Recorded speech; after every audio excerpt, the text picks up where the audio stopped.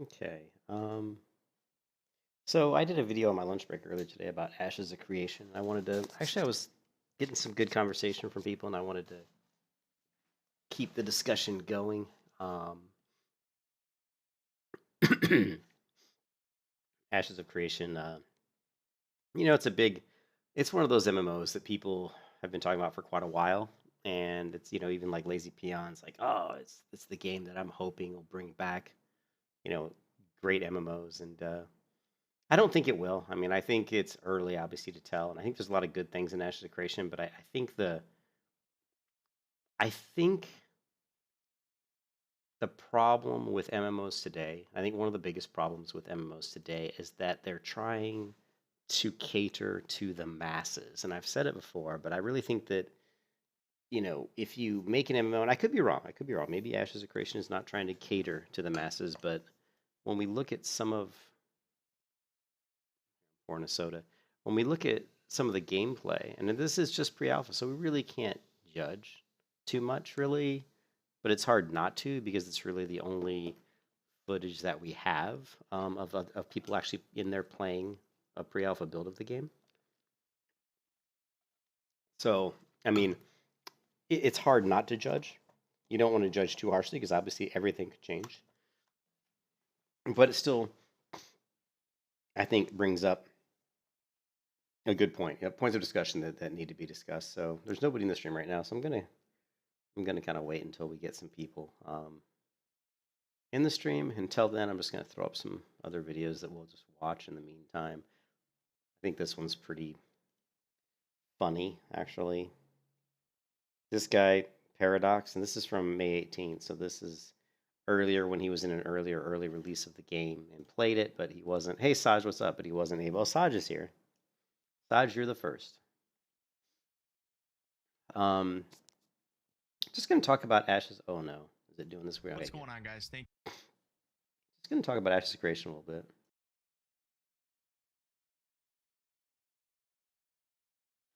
And basically the pre-alpha was actually the pre-alpha was for the 14th. The pre-alpha was the 14th. There was the pre-alpha one.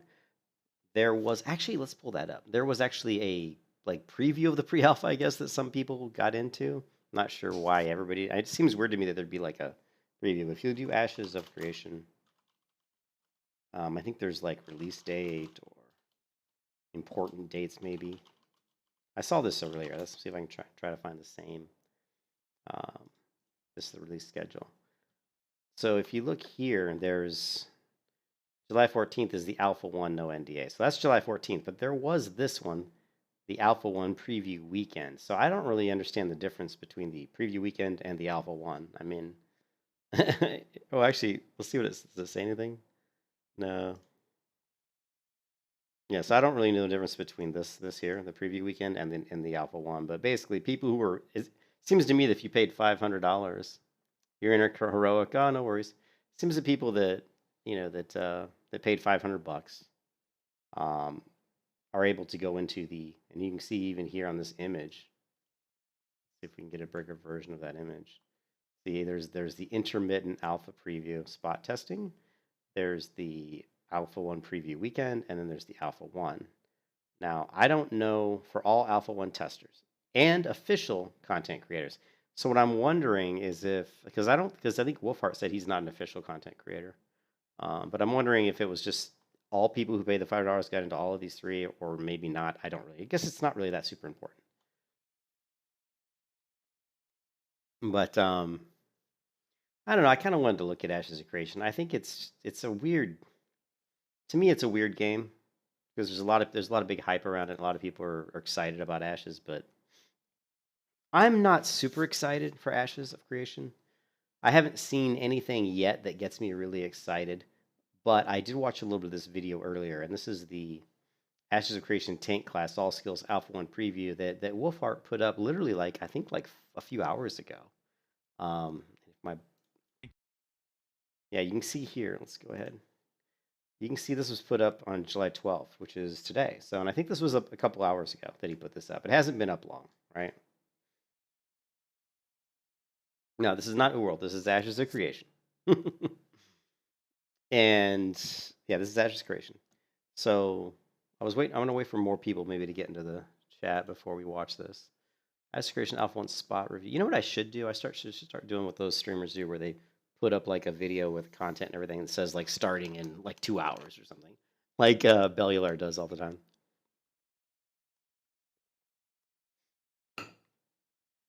We have another, let's see. Let's watch this video really quickly. This one I don't care if we show now. So this was another guy. This was like from May 18th. So this was during a playtest in alpha where the NDA was like the verbal NDA was open, but the visual, like you could talk about the game, the experience you had in Ashes of Creation at this point in time, but you couldn't actually show footage. So this guy in this video is actually showing footage that Intrepid Studios put out, and while he's showing that footage, he's talking about the game. So here we've got Alpha 1 expectation management. Let's go ahead and start it right there. I want to make sure to take a quick moment to do expectation management. To do that, let's take a look at what Steven said on both the Discord and the forum. Am I going to play New World? Saj? Yeah, I'll play it. I've played it several times. I played the last one, the last open betas they had, and first time I played New World was probably almost 2 years ago. So I've played it a couple times, and it's coming out in August. I think it's August 18th. Basically a little bit more than a month. Was it 5 weeks from now, pretty much? And I'll probably play it because it's a new MMO. But I don't have high hopes that it's going to be anything I'll play a long time. But I'll definitely play it. Forums. The key part here, of course, it's important to note that the Alpha 1 experience is not meant to be a content test, but Why do content creators speak to us that we're like 2-year-old kids, right? Of course, it's important to note that the Alpha 1 experience is not meant to be a content test. Why do they speak to us like that? It drives me insane. rather standing up core systems in their bare bones state and vetting our technical architectures while providing the opportunity. If you're at a company, right, in a business company, and you go in to do a demonstration, and you stand up there and put text up on the screen and just read it to people, that's like the big no, no, you don't. So he really doesn't need to put the text up here. Either put the text up and say, "Here's what he said," and let the people watching the video read it, or just talk about it, paraphrase. So whatever. For us to optimize and squash bugs. If I was going to read this to people, I'd be like, of course, it's important to note that the Alpha 1 experience is not meant to be a content test, but rather standing up core systems in their bare bones state and vetting our technical architectures while providing the opportunity for us to optimize and squash bugs. There, I read it all. It took me like literally a second, a couple seconds. So we talked about this on my show last night. I'm going to chop up that show and get it up on YouTube. The big question. I mean, people can pause a video and read stuff. You don't need to sit there and, people wanted to ask though is, did the game work? And the answer to that is yes, it worked. Now, some people were concerned about the character creator that I can show you courtesy. And again, this is really funny to me because he's going to go on and say some people were concerned about the character creator. There were so many limited options. It's Alpha 1. Hello. Of course, it's limited. It's just the thing that with MMO players, it cracks me up. It's like they don't get out what an Alpha 1 is. It's like, Jesus, stop expecting this to be the final game. It's not the final game. And what he just read told you that, right? So that was the whole point of managing expectations, right? Jesus. To do expectation. What Steven said, key part here is not meant to. Again, right here. Oh, rather standing.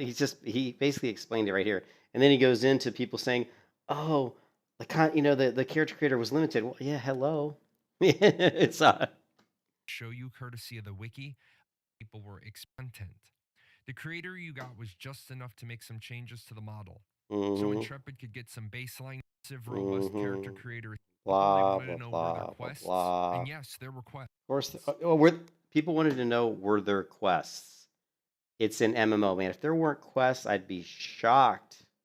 Were there quests? Put in a few quests, get some data.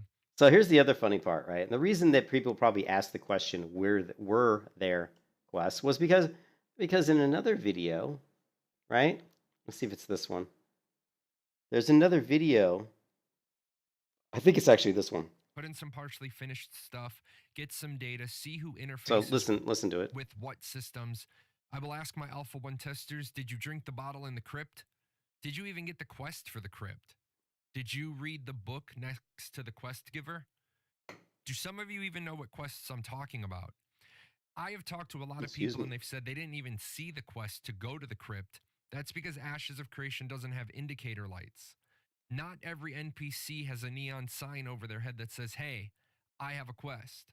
Okay, so here he's trying to impress upon you that, oh, it's such a novel idea to like maybe not have quests with like a question mark over there. This is something I've been talking about for fucking years, right?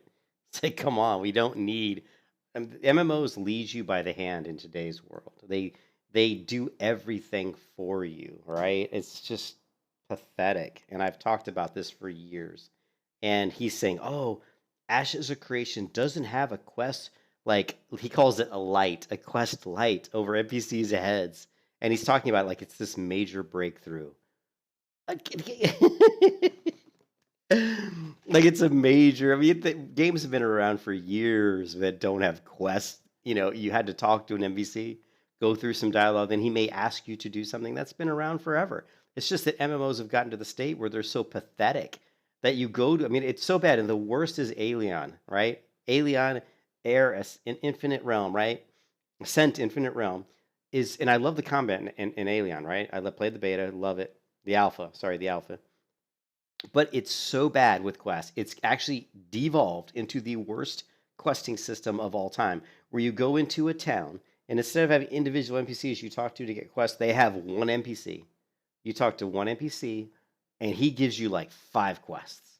You do the 5 quests, you move to the next hub, you talk to one NPC, and he's got 5 quests. I don't know what genius came up with this idea, but he needs to just be like fired because that is like the worst system ever. Some NPCs will give you a quest if you talk to them.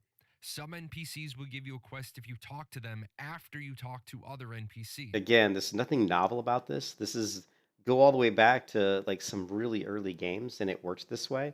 They may not have been MMOs, but there were RPGs that certainly we've all played. I mean, Skyrim's a perfect example.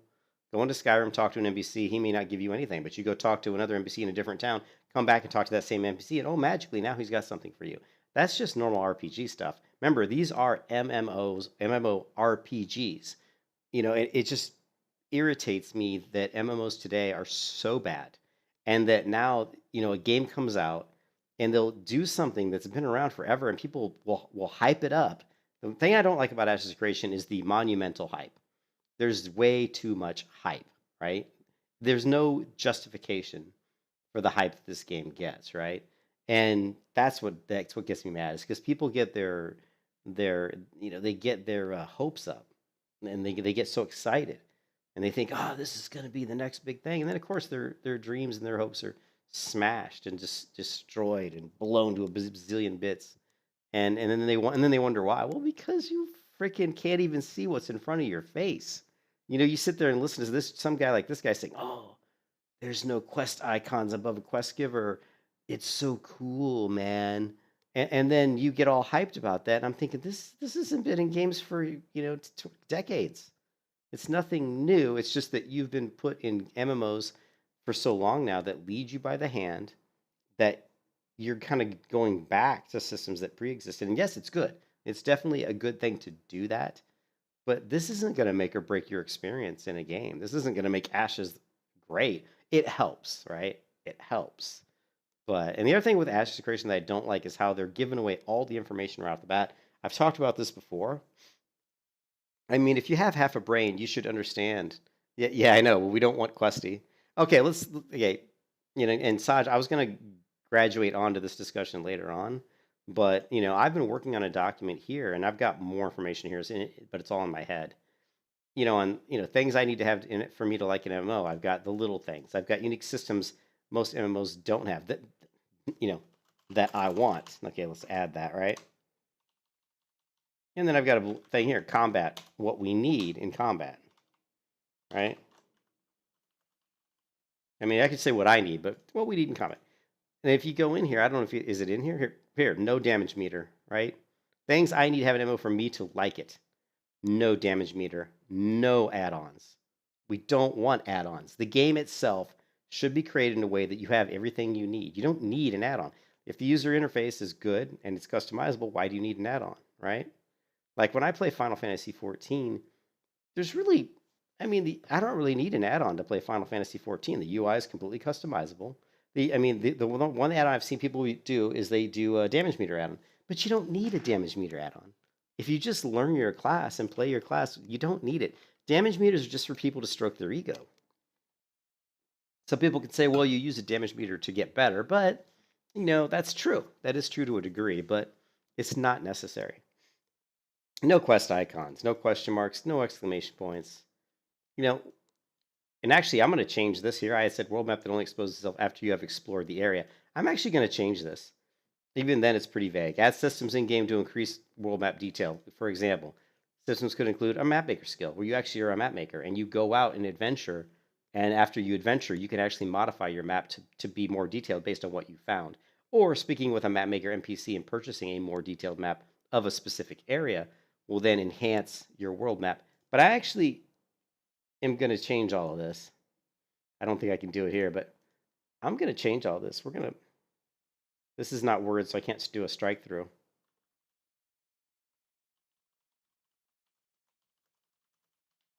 I'm actually going to say, you know what? I don't even want a world map, right? And that'll piss off a ton of people. That'll piss off a ton of people. My MMO that I create, there's not going to be a world map. There is no world map. There is no mini map.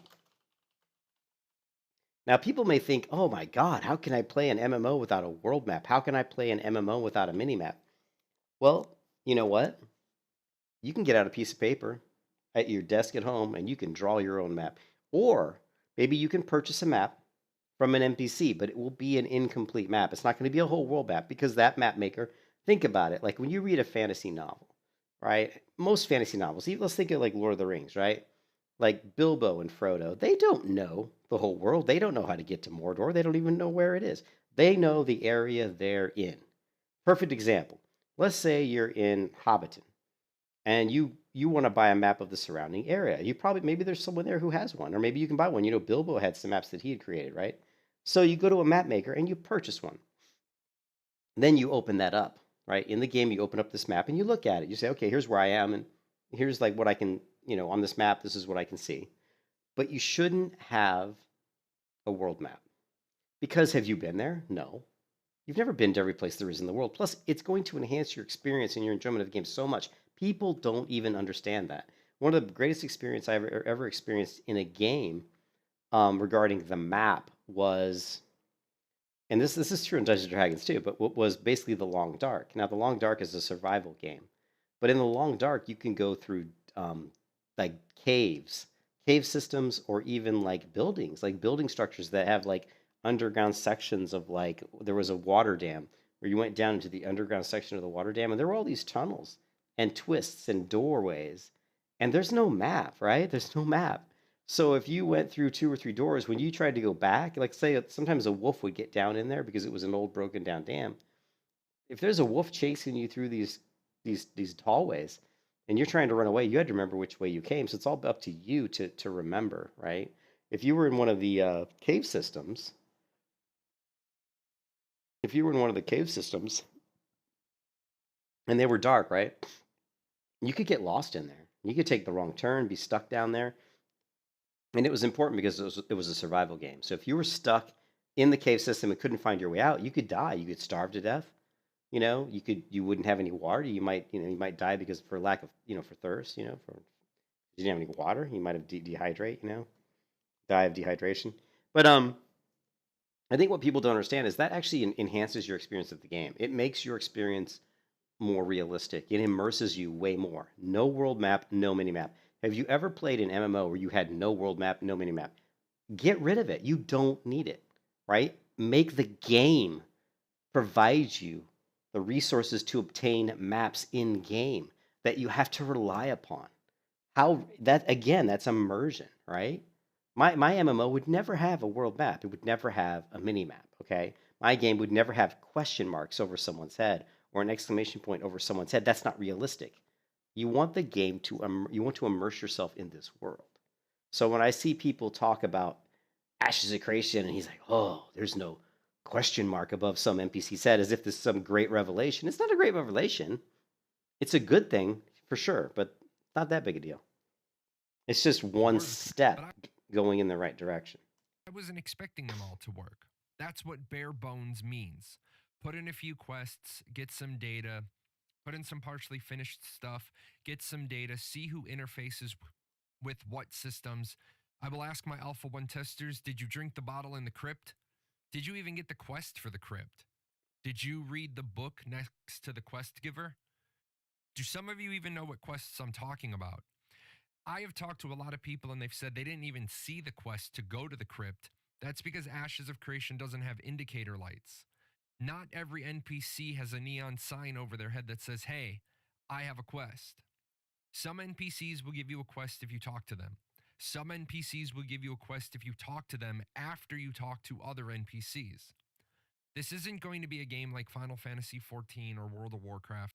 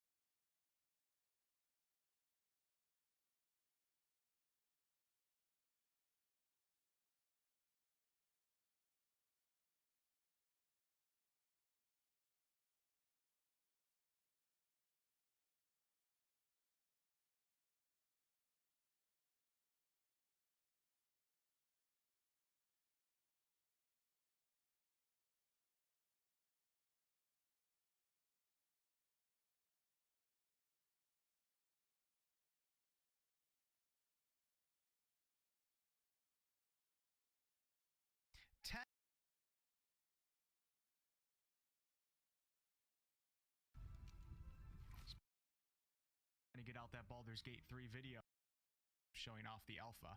All right, next up, I don't think I want to play that race. I'm not really my PCU is.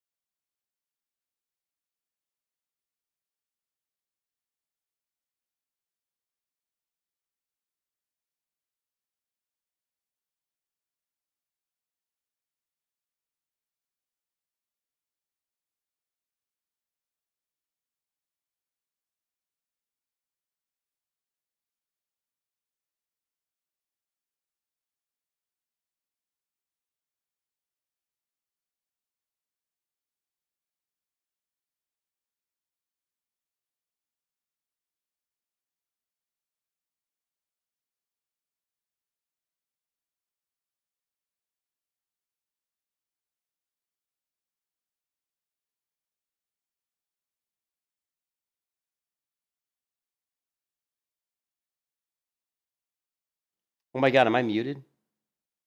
Oh, sorry, I'm muted. I'm so sorry. Thank you, Shiny. What I was saying is, what's the first thing when you come into an MMO is you see the character creator, right? You see the character creator screen. So what I was trying to get at is you shouldn't have like a world map or a mini map in an MMO, right?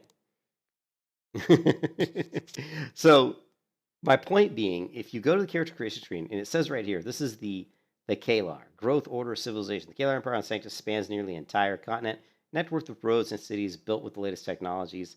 You know, the Kalar will rise to any and all challenges. But so just by reading this little blurb, it kind of reminds you of this very evolved, civilized, you know, people that have, it says right here, they have a big empire. So if you were to create this character, it would make sense to me that you could go and buy a map that would map out the Kalar Empire.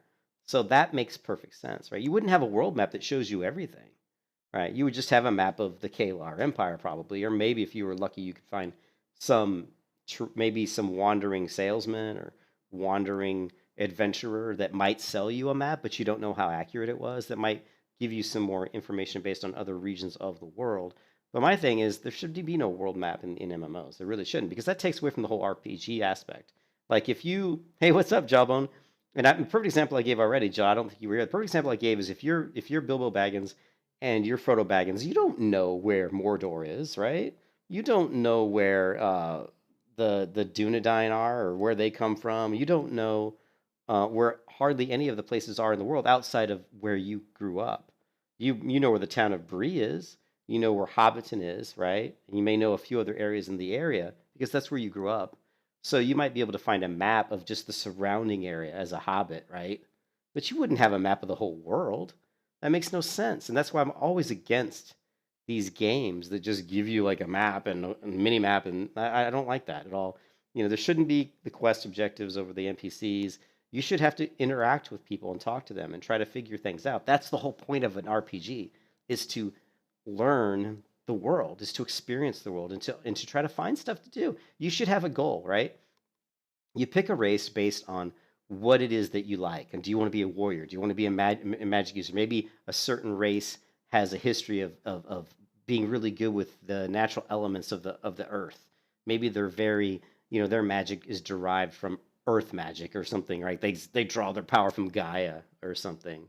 And that appeals to you. So you pick that race because you want to be a magic user who can control wind and fire and rain, right? And water and air. Or maybe you want to be the dwarf race because you want to be a really good craftsman and you want to be able to craft all these amazing weapons that are the best weapons in the whole world, right? So you pick a dwarf. But the point of an MMORPG is to role play your character that you want. You know, when you play an MMO, at least I don't know about you guys, but when I play an MMO, it's because I'm escaping the real world. I'm escaping planet Earth. Because planet Earth fucking sucks, right? So if I go into an MMO, it's cool. I'm playing this warrior. He can kick ass. He's got armor. You know, he's tough. I can go out into the woods and I get attacked by a couple of bugbears or orcs and I can take them out because I'm a badass warrior, right? It has to be there has to be that element of you're playing your character and you're experiencing the world. So so when I watch all these MMOs, these new MMOs, they're they keep falling into the trap of trying to make the games easy and accessible to everybody. And so you just get these things that just lead you by the hand down the path, and there's no effort by the player. And so what I was talking about was this list I was kind of I just put some of this together in the last couple of days. You know, like things I need in an MMO for me to like it, right? A very large, expansive open world free of invisible barriers and zoning. Has to have a smooth, responsive engine. Has to be a living world. Lots of good ambient sounds. NPCs that are doing things, not just standing there. They're like talking to each other. Maybe they're crafting. Maybe they're selling stuff. Maybe they're carrying. Maybe they're playing with their dog, right? Lots of animals, insects, waterfalls, flowing water, etc. Has to be responsive, reactive, clear, easy to define what skills I'm using. Actually, this one needs to come out. Well, it's there, but it really needs to be here. Clear and visible reactions to collision. So it's really in the combat system. So no damage meter. Okay, we don't need a damage meter. People that are using damage meters as a crutch, get rid of it. No add-ons. You shouldn't be doing add-ons to a game, right? Now, a game like Skyrim, that's different. It's a single-player game. But in an MMORPG that's like an open-world game with a lot of people, the game should give you what you need to play it, right? If you start adding all these other add-ons, I'm not a fan. Okay, not a fan. No add-ons. No quest icons, obviously that goes without saying. World map, okay, no world map, no mini map. crafting that matters, that isn't made useless by PvE and PvP. Or crafting stuff should be as powerful as any gear you can get in game. It just has to be difficult to do, right? So if you're like a master, if you're a dwarven master mace crafter, you should be able to craft a top end mace that's just as powerful as any item you could get in a PvE dungeon. So you just have to make it so that it's very difficult to make it, right? Maybe you have to go into those PvP dungeons, kill those powerful bosses to get some sort of a drop. Maybe you need a dragon's tooth. Maybe you need a dragon's scale to make that shield. So obviously they go hand in hand, but you don't have to get the drop of some powerful mace off the dragon. You can just get his dragon scale, go home and make a mace that's just as powerful, right? There's other things that, this is just something I was working on this really quickly earlier. So, but I mean, this is going to end up being a huge list, right? So let's get back to the video, right? Theme park, you like more struggling? Yeah, Outward's okay, but it's not really. Yeah, New World, blah. Hey, what's up, Job? Yeah, Jawbone, it's good to see you back to. So let's get back to. I wanted to talk about this again. So we had Wolfheart, right? He's in the pre-alpha. Do I have it open here? Did I close it? I think I did.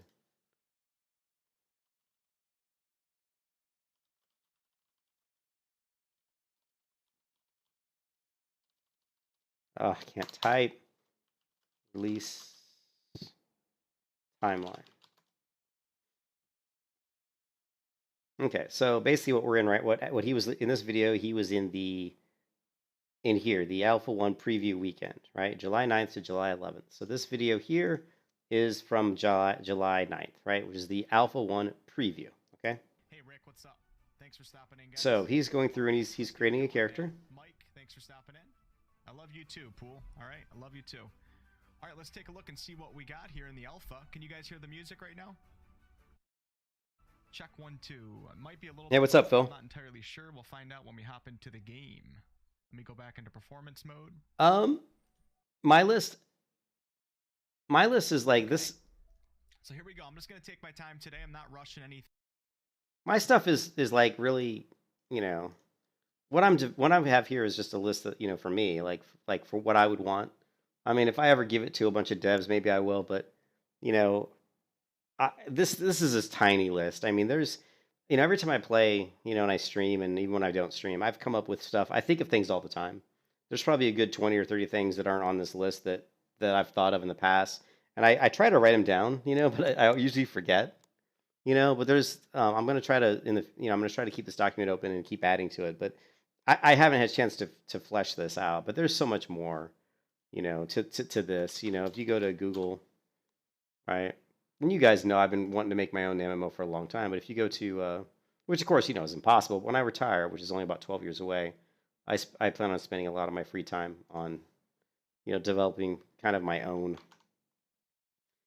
thing. So, here, I've got my game documentation, game resources, mine. I have lots of stuff, notes for like,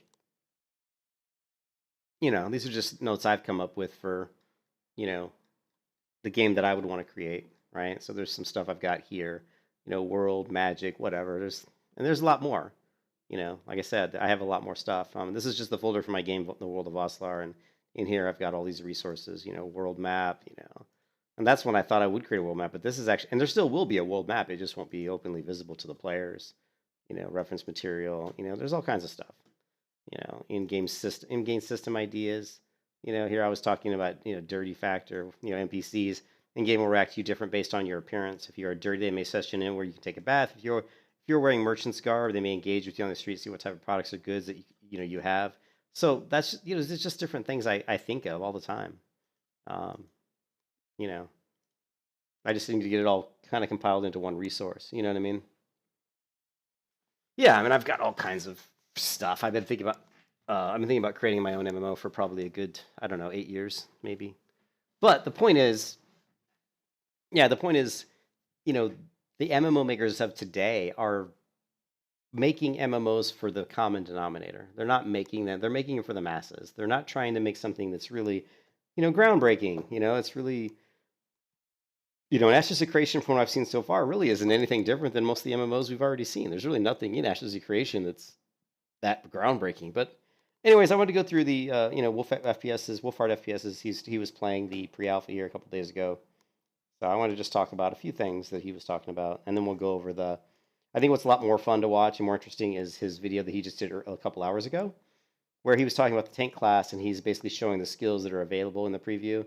And I think that this video is a really good kind of. It just shows you the combat and shows you kind of what kind of skills you can expect, and kind of shows you what they're how they're thinking about creating their characters in Ashes of Creation. So I think it's really good. We're just here to check out the alpha and everything that it has to offer. So, races, the Empyrean are a monolith of power on Sanctus. Oh, that's another thing. Military forces coupled with a highly structured and effective government of singular purpose give them that power. The Empyrean belief in themselves. I want to show you this again, and I think I've showed it to you guys, some people earlier, but in Ashes of Creation, you have basically humans, dwarves, orcs, and elves, and then broken down within those, you have 2 different types of humans, 2 different types of dwarves, and 2 different types of orcs, and 2 different types, actually 3 different types of elves. So you have a total of 9 playable races. But what's interesting is right now they only have 4. So, and I also wanted to talk about Ashes of Creation first started hiring the development people for their development team in 2015, okay? Yeah, it's Alpha 1. So this is their first alpha, right? We were talking about this in my stream yesterday, and even the day before, people were asking about Ashes Creation, and I talk about Ashes on and off quite a bit. But since the alpha's out now, since the pre-alpha was out until yesterday, and then the 14th on 7/14, 2 days from now, they're going to be doing the pre-alpha 1. So they had a pre-alpha 1 preview, I guess, which there's really no difference between the preview and the regular one. And then they got the pre-alpha 1, which is going to be in 2 days. So, and that one lasts for a couple weeks, I think. So you're going to see a lot of videos on YouTube. Yeah, it's the first alpha for the public. You're correct, Jawbone. There was other alphas, but they were locked down. Like they had NDAs on visuals, but they didn't have NDA on audio. So you could talk about the alphas then, but you couldn't show anything. Whereas now you can show and talk about it, which I'm not really a big fan of MMO makers actually just letting everybody come in and play everything, because then there's no wow factor or no newness factor, because this is just the pre-alpha. So if they're putting all these quests in the game and they don't change them, that means when the game gets released, there's going to be all these people that have already played all this content. So you're really taking away the content from the players. I'm not a big fan of that. I think betas are great if you limit it to maybe 5 levels. Just like the starter area, right? But I don't think you should let betas go past that, because it just takes away from that new experience of playing an MMO for the first time. And it's no fun if you've already done the quest from level to 20. If there's a pre-alpha and then an alpha and then a beta, a closed beta, and then an open beta, it's then by the time you get to the release, you've already done all the quests 10 different times. And I really dislike that. I don't like that at all. And even in this video here, the Intrepid Studios gave him every mount in the game so far. I think he opened up his bag, and he has 20 or 30 mounts in his bag, and I'm like, that's stupid. So he gets a chance to equip every mount and ride around on every mount. Again, you're taking away from that oh shit, or that cool factor from getting something new, right? But yeah, I'm adamantly against any kind of icons or anything over any NPC dictating they have a quest. That does not need to be there. I'm adamantly against world maps. I'm adamantly against the mini map. I think you should have the ability to get a map based on your knowledge of from the race that you started from. Again, he's this particular NPC or this particular race he's got chosen here is the Empyrean, which is one of the Elven races. It says the Empyrean are a monolith of power on Sanctus, elite military forces coupled with a highly structured and effective government of singular purpose give them power. It says the Empyrean belief in themselves are people up. So they're a bunch of really proud people, whatever. Proud elves, okay? I think that they should be able to maybe have a little map maybe that shows them the city they grew up in, because they know that. That's where they're from. And then maybe they can go to a map maker and buy one of the surrounding area. But they shouldn't have access to a map of the entire world. So... And even if you, Tony, even if you buy a map from an NPC like a map maker, it shouldn't be 100% accurate, because in fantasy games and in fantasy novels, maps were never 100% accurate. A lot of times they were just really generic, right? So if you go to Terry Brooks, right? Sword of Shannara map, right? So let's look at the Sword of Shannara map. So the Sword of Shannara is a good fantasy novel by Terry Brooks, right? I mean, this is. I wish we could get like a bigger image,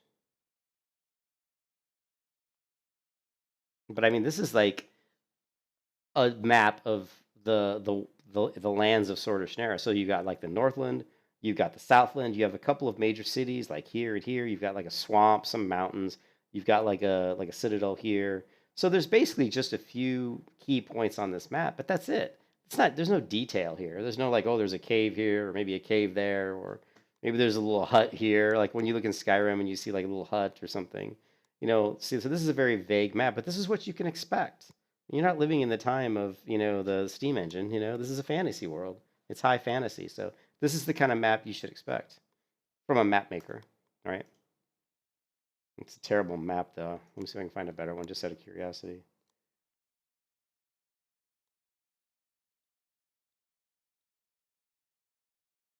This one's better.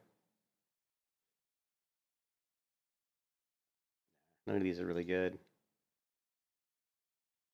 This one's not too bad. So here you can see like the Northland.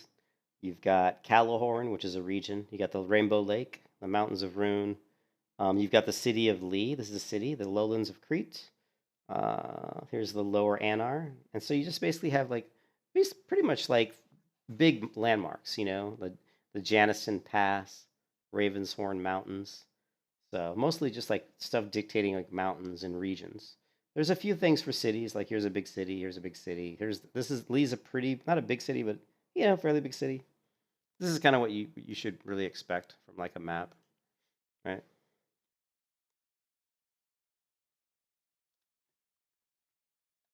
Oh, that's another thing, Shiny. My game, if I made an MMO, there would be no flying mounts. I would not have flying mounts in my game. I just don't think that. I think flying mounts are really a good idea. They just prevent the world from being alive. If everybody's flying around in the sky, no one's on the ground, and I don't like that. So, yeah, Bill votes Samwise had GPS, dude. I like that. Yeah, all the MMOs Tony's are right. They're just casual theme parks. But I'm against flying mounts. I don't think flying mounts should be in MMOs. I mean, I don't have a problem with like temporary flying mounts. Like maybe you get a flying mount for specific scenarios, or maybe you have one that you can use every once in a while, but they can only fly so much. A good example of that is like Stormbringer novels, like Elric. Like they have dragons, but the dragons get tired and they sleep for years.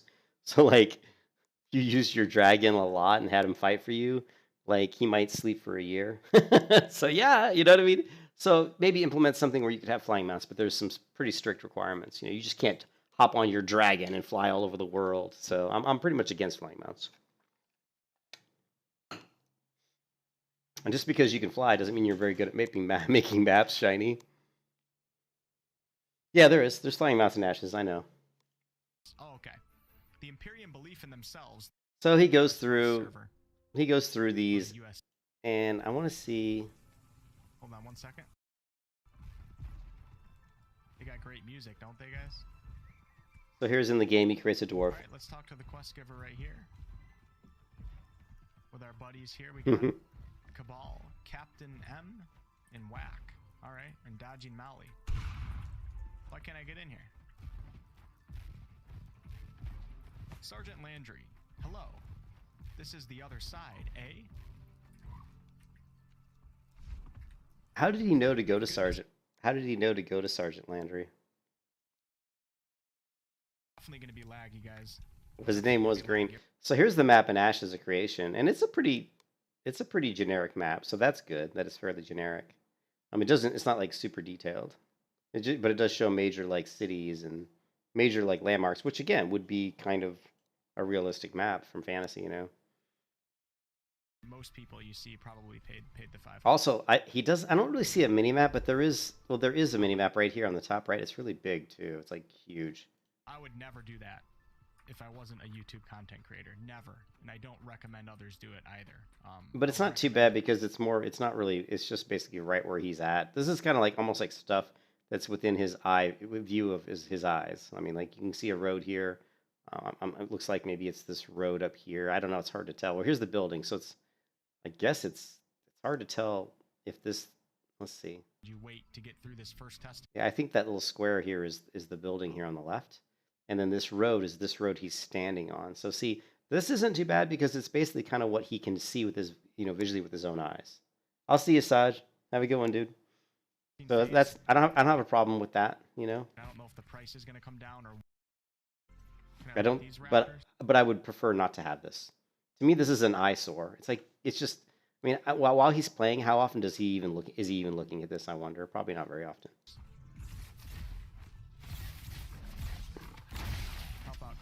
Also, really weird that they had raptors in the game because I mean raptors. But let's not go through this video because I watched this earlier on my lunch break. But it's basically just he's going around and we could talk about this. I mean, it's just there's nothing like the armor's terrible. I really dislike the armor in Ashes of Creation. All the helmets just look like terrible. They're like these weird. They just look like little thin pieces of metal that don't really look like they work. They're too shiny. That's one thing. Like, and they just don't look good. This one on this guy's head just looks stupid. Here we go. Now that you have some funds, I can show you how to buy items from me if you'd like. That would be nice. When my vendor. Plus, I don't think it's realistic. I don't think everybody in the fantasy world would be all. Notice how everybody's got these helmets on. I don't see that as being very realistic, especially for low-level characters, right? You have to think about if you're like grew up in like the Middle Ages, right? Medieval times. If you were like a wanted to become like a knight, for example, yeah, the armor looks like shit. I mean, I've seen screenshots, I've seen pictures of the armor later, John. It still, in my opinion, looks terrible. It's like thin. It's like these thin little pieces of plate that keep overlapping, and I don't know why Stephen Sharif thinks it looks good. He's got no freaking visual taste, apparently. But if you were like going to be like a squire and become a knight, you would start off as a squire, right? You wouldn't have a helmet. You wouldn't even have you wouldn't even have a sword, probably. So you got to think that your character's level 1. I mean, if you have to progress, you have to progress through time. You shouldn't be starting off with like, that's one thing that World of Warcraft is kind of cool is you don't even get a helmet in World of Warcraft till you're like level like what 20 something. I didn't play Kingdom Come, and I think I've watched a couple of videos, Shiny, of Kingdom Come Deliverance, but I haven't actually played it. But yeah, I don't like the armor in this game at all. Window opens, you can. I talked earlier about the UI seems okay. It's obviously scaled too large, but I'm sure, being the pre-alpha, they'll come up with ways to scale the UI. The world, though, the one thing with this game is the world, like the size of it, like the visual breadth of the world is really good. It feels like really big. The particle effects are just too sparky. They're not realistic. I mean, just look at this. This right here is not in any way. I mean, if you hit somebody with a weapon like a sword, why are you going to have all these blue sparks and completely unrealistic? And I hate it when MMOs do this, and so many of them do this. So, Final Fantasy, I can't stand the particles in Final Fantasy. And I'm going to not pick up a million quests this time. We're just going to do one at a time. Again, you can see he's swinging his sword. What's with all the smoke? I guarantee you, if you go up to someone in armor, because the guy he just hit's wearing armor, and him with a metal sword against his armor, there's not going to be any smoke. There might be a few tiny sparks, but probably not. But this kind of stuff I can't stand. Sometimes when I pick up too many quests, it's... Also, the animations are this swinging arc, I talked about it at my lunch stream. They're too far away from the body. This swipe is way too far away. And in most cases, especially here, he's on a higher elevation of land, and the enemy he's fighting is lower. Seems to affect the animation. The animation isn't tied to... it isn't really tied to the enemy, so it looks like the animation's swinging over the head of the enemy. So it's like his particle swing, whatever you want to call this, the swing visual aid is above the enemy's head, and yet the enemy's getting hit in the head, and this is the crap that flashes on the enemy's head when you hit him in the head, apparently. Let's see if we can play at regular speed. With this game is at least when there's... Yeah, the smoke goes up the bad animations. Phil, I don't know about the hidden walls yet. I haven't seen that yet. Showing off the game. We'll have to keep an eye out for hidden walls. You can see, though, it's just... now, that was pretty cool that this swing went downward. I like that. The detail on the armor and stuff, it's really impressive. Where is he hiding the sword? I don't know. I hope that they add some way to sheath your weapons in this game. It looks like the sparks from the contact aren't really It doesn't look like they're attached to hitboxes on the enemy's head, which would be a big mistake if that's not the case. Like when you swing at an enemy, it should show where you hit on the enemy, not just some generic spot in the air. You know what I mean? This game is, Let's see if we at least can what they're see that showing again. off the game with their development update streams is the detail on the armor and stuff. It's really impressive. Yeah, I'm seeing a lot of sparks that are just kind of in the general area of the head, but they're not consistent. You know, it's not consistent, especially when he swings like upwards. Why has he got no clothes on? I don't know. I hope with this game is, at least when they're showing off the game with their development update streams, is So there, it's kind of above his head. Kind of hard to tell there. There's so much shit going on. This one is way above the enemy's head. So just there's varying degrees of where these particle effects are flying. It doesn't seem to be attached to, it's not really showing like where you hit on the body. Like if you play Terra, when you attack an enemy, those kind of animations or those particle effects are usually really on the hitboxes. So if you hit the shoulder of an enemy, the sparks, which I don't like to call them sparks, but whatever the visual contact aid shows you where you're hitting them, will be attached to the hitbox. So it would be on the shoulder. If you hit him in the head, it would be on the head. If you hit him in the leg, it'd be in the leg. And that's the way you should do it, because it really shows you where you're hitting the enemy. This just seems like, we'll just throw sparks in the general area, right? the detail on the armor and stuff. It's really impressive. Where is he hiding the sword? I don't know. I hope. Also, notice that when he's hitting him in the head a couple times, and I've mentioned this on the stream earlier, the effects are too busy and too distracting. Yeah. Yeah, the animations aren't really hitting the enemy, just like Shiny said. Also, and I know this again, this is pre-alpha, right? But I don't. It's pre-alpha, but still, I hate it when people say that. I hate when people say, "Well, it's just pre-alpha." It's just pre-alpha because you need to get this stuff right in the beginning, right? The hitboxes for combat are going to be stuff that you're going to work out in the beginning. You don't work that stuff out later, right? You work out the physics and the hitboxes in the beginning before you've even created the armor, before you've created the textures and all that type of stuff. It's going to be done up front. That's part of the physics of the game engine itself, right? So that stuff's usually going to be set up in the beginning. So that stuff should be already in place. So when people say, "Well, it's already pre-alpha," or "It's only pre-alpha," maybe they don't have it right yet. No, I don't think so. I don't think we're ever going to see these contacts that we're seeing right now. I don't think we'll see it probably change too much. Now we'll wait and see if I'm proven wrong, but I would be surprised. So there was actually a video, and I wish we could find it. It was do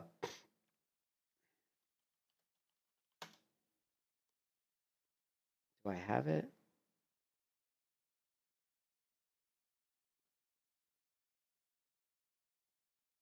I wish I did.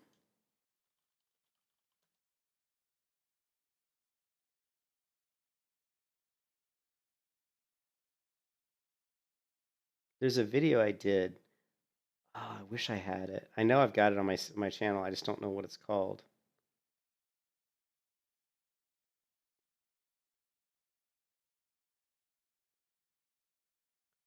Oh, I wish it was called.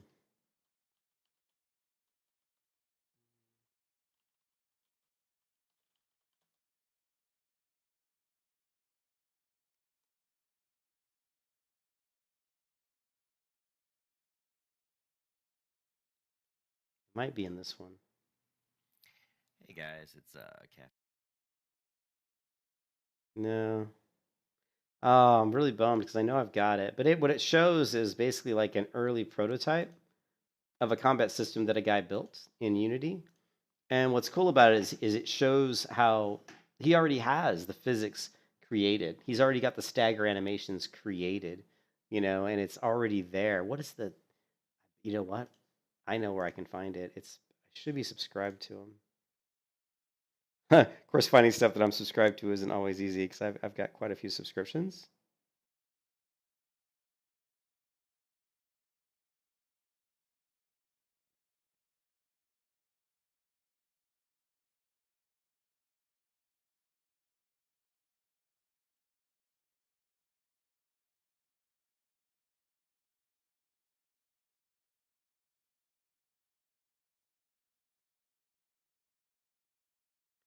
know if this is it. I thought this was it.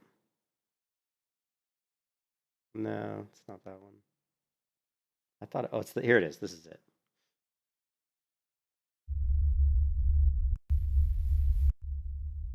Okay, so this is, this is a basic physics-based hit detection system that this guy was creating, and he calls it his hack and slash Souls-like Unity 3D combat system and AI behavior.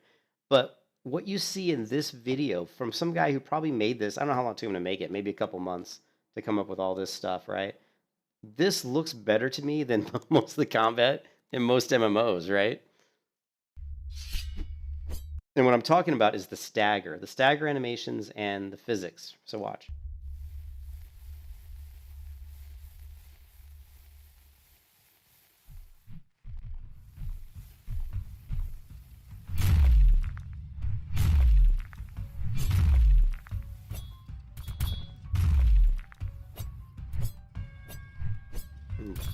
You can see where he's hitting the guy.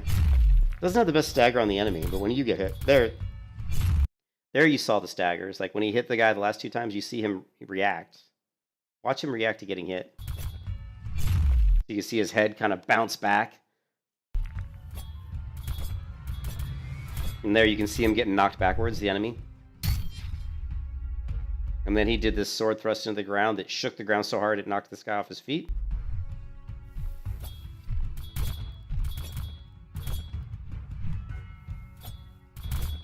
Again, stagger animations, getting hit.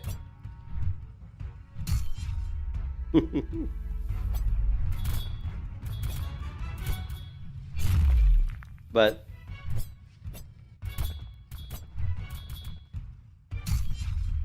and again, he hit the ground. But the point of this video is you can tell when he's hitting the enemy. You can tell when he's, because of the stagger animations. It's got good sound effects. You can hear the contact of the weapon. You can pretty much see where the weapon's hitting the enemy, but you could do a better job of it. But what he's got so far is great. It's great. It gives you really good, clear, impactful combat. And it's just funny. I mean, most MMOs I play don't have anything that's anywhere near this good. That they add some way to sheath. So now let's compare that to, Floaty? Maybe that's why compare that to this combat.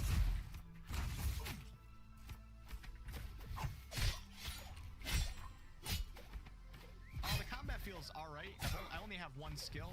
There's a lot of animations, and the movement feels really floaty. He's just swinging and it's flying through the air, just like Swords of Legends Online, by the way. These are all right, enough of this video. So this video was just him kind of going through and playing. The graphics, like, the one thing that's interesting about the graphics in Ashes of Creation is you can tell there's some Golden Path stuff going on, meaning that they spent a lot of time making the starting areas look really good. Because they knew when the people place tested, they would be starting in those starting zones. So they made it look like it was they wanted those areas to be really well done and polished. But once he starts to get away from some of the starting areas, you can see where the graphics really start to fall off. Yeah. Yeah, so you see what I'm talking about, Phil. And there's other games, like I said, there's other games we can pull up that have that comparison. I mean, even like, I think even like Dragon's Dogma's got it.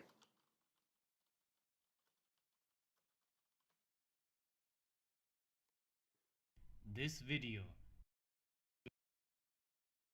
2-hit combo. Delayed means now Dragon's Dogma has some of the best combat, I think. The shield provide a block as well. This is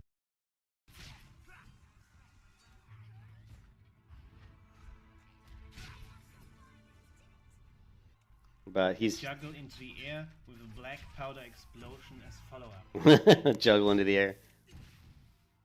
Again, that's pretty cool, juggle. I hadn't seen that. But Dragon's Dogma has really good. And like I said, you can always see when you're hitting people in Dragon's Dogma. There's knockbacks, there's staggers, there's blood flying off their bodies.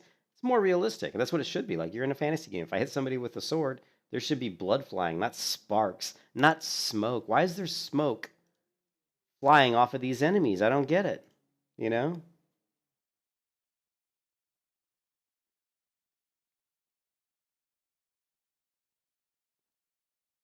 advantages and disadvantages. I don't know if there's a perfect Look at all these sparks. way of doing There was some blood. anything these days, or what? But what's with all the smoke? There's a lot of smoke.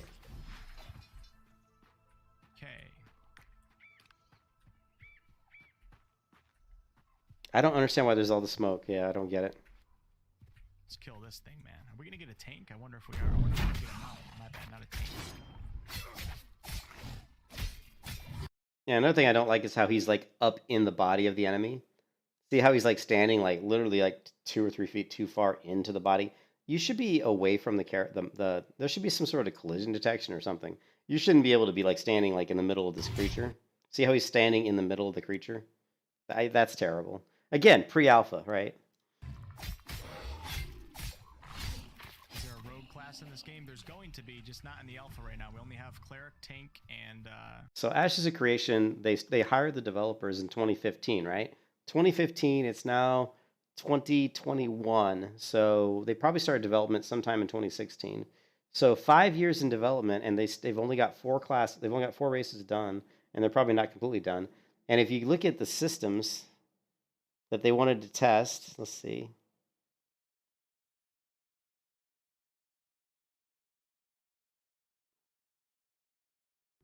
let me make sure we get the volume levels right here.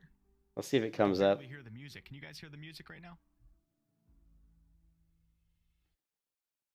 Check 1, 2. Okay, you guys got some music. Man, this game is making my computer a little laggy though. Where does Create the a new character? Welcome to the Ashes Alpha. Alpha preview. The Alpha 1 starts Okay, Monday, click. maybe? Yeah, click the button, buddy. Oh my gosh. Oh, I can't believe it happens every day. The mage. And we're on the cleric class. Let's check out more of the races. Valoon. Trade law. This is what I wanted to get to Trusted with the here. honorable task. So once you create the character in the alpha, they go through this thing saying, we'd like to welcome you to the alpha, blah, blah, blah. Let me repeat that the alpha is not intended to contain significant content. The purpose of the alpha is to provide critical test data for our technical systems architecture while demonstrating mechanics and design systems. That's fine. It's unpolished. But you've been working on the game for 5 years, at least 5 years. And you're still so far away from the game, right? Yeah, I mean,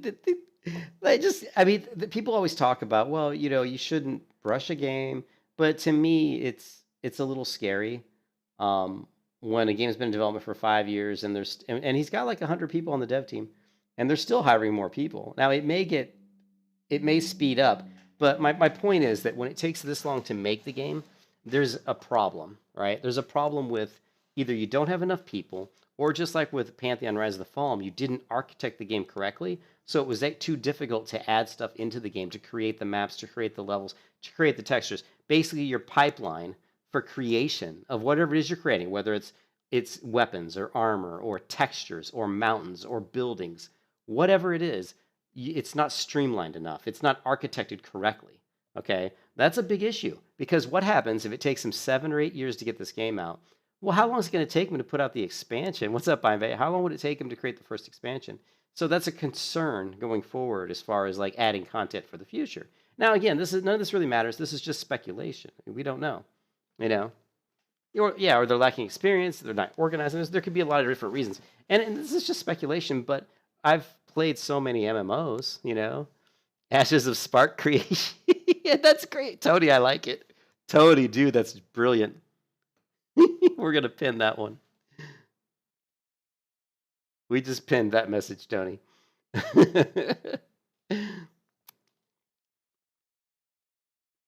Let me crack open my second Mexican Coca-Cola. So, yeah, I mean, it definitely points out an issue, I think. But again, it's just speculation. But there's so much hype around Ashes of Creation. And I think it's unfounded. I really haven't seen a whole lot to be excited about. But when we get to this next video, which I'm going to show here in a few minutes, I think you will see there's some stuff in there that looks like fun, that looks pretty good. But it will also show you once again that they're not really innovating. Like, I don't see innovation. I just see replication. We're just doing what we've done in MMOs before us, right? So, but what's interesting here is he talks about all this. Development team with early testing and feedback in this Alpha 1.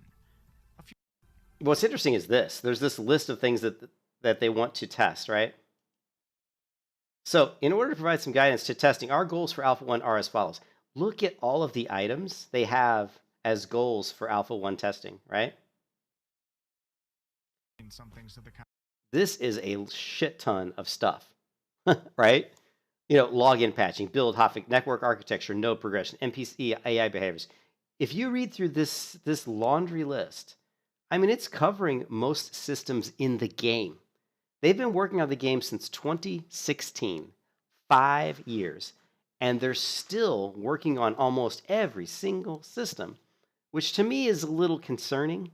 I'm like, you're still trying. I mean, now if it was just like, it says, and then it says this above list just represents a small portion of what goes into making an MMO. Well, that's true.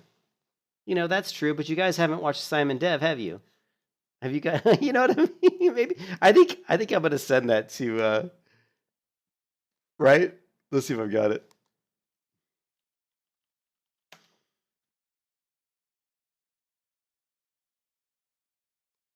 All right, so he's talking about, let's see, where is it?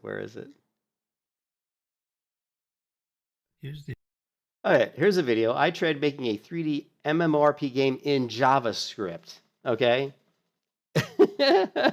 And he did it. The idea.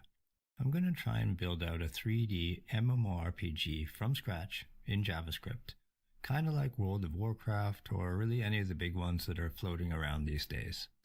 I'm not going to lie, I've got a lot of problems to figure out here. I mean, I'm a graphics guy. I only have the most... Yeah, you hit it on the head, Shiny. Steven Sharif is more of a salesperson. Yeah, he's... I've said many times I'm not really a big fan of Steven Sharif. He was, the way he was kind of mean and obviously jealous a little bit towards New World. And the fact that when they first started Ashes Creation, they had kind of like a pyramid type scheme going on where you would have to to get access to the game, you had to get other people to sign up for the game. So if I got 10 people to sign up, then I could get more access. I'd get a higher level of access if I got more people to buy packages. That's a total pyramid scheme, right? It was just BS, man.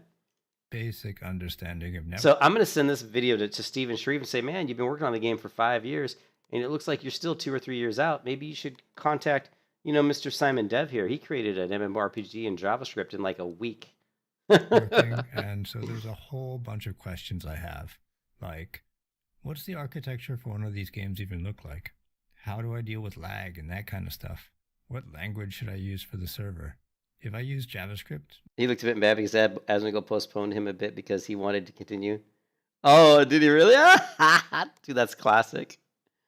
So is Asmon Douche enjoying Final Fantasy 14? I think Asmongold might actually even be pretending that he's enjoying Final Fantasy even more than he would have, just because that one guy from Blizzard called him an asshole. The one guy from Blizzard actually called Asmongold an asshole. That might just have been enough to be like, what, screw WoW. I can skip WoW for a while. Node.js or Deno or whatever. What is even the difference between those? So I've kind of got a lot of things to work through here, and I'll do a bunch of research. There's info and references online client for the architecture, breakdowns on the various approaches to networking, and even suggestions on what language to use. To start, I'll just stick with JavaScript, and I've chosen to go with socket.io, mostly because it was the first thing that came up. So for his networking is going to be his networking library. Site, it looks pretty easy to get things going. I like how he's like, it looks pretty easy to get things going, but he's going to use socket.io for his networking. This getting started tutorial is downright trivial, so... So he does look like he's hooked, Shiny? Yeah, I'm sorry. I played Final Fantasy, and I thought it was fun, but I definitely wasn't hooked. I haven't played it in 2 or 3 weeks, and honestly, I have not had much of a big urge to play it. Not that I won't play it again, because I know I will, but right now I haven't had a big... when I go in, I enjoy it. Like, when I go into Final Fantasy, I like my character. I love my character. I think she looks really cool. And I like the idea of being a tank in Final Fantasy, because I think that's a really fun role, because a lot of people are depending on you. And I kind of like that. But I think I would like the game a lot more if I got into some sort of a company, a free company. What do you mean it's sold out? What do you mean, Einbay? Currently sold out? No, you're joking me, right? It can't be sold out. There's no such thing as being sold out. I mean, you just buy the game off of the Mog Station.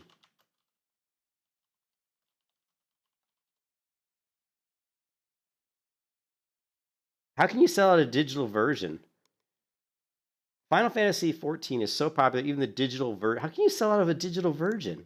How's that even possible? Oh, I see what you're saying. They're too full. That's hilarious. It's so popular. Trying to find a. That's awesome, dude.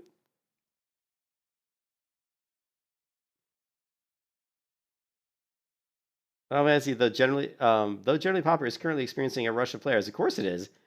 This is, I think, it's totally because of Bellular Gaming. Really, it was Bellular Gaming that got, that was talking about it so much. I really think it was his channel that, I don't think it had anything to do with Asmongold. Bellular was talking about Final Fantasy way before Asmon was even talking about playing. I mean, I know Asmon's talked about it before, but Bellular was constantly talking about it. Him and his streaming buddy were talking about it over and over again, like almost every stream he was doing and every live stream he was doing. No, that's great, Imbe. I think that's good news, right? All servers except one are locked. Wow. Let's see. Let's go into Final Fantasy really quick. And it's funny because I have it through Steam, which a lot of people have said, "Oh, you don't want to have it through Steam." But I haven't had any issues with Steam, But I'm curious if I go and if I go to another realm, if it is it locking character creation? I'm curious if the character creation is locked.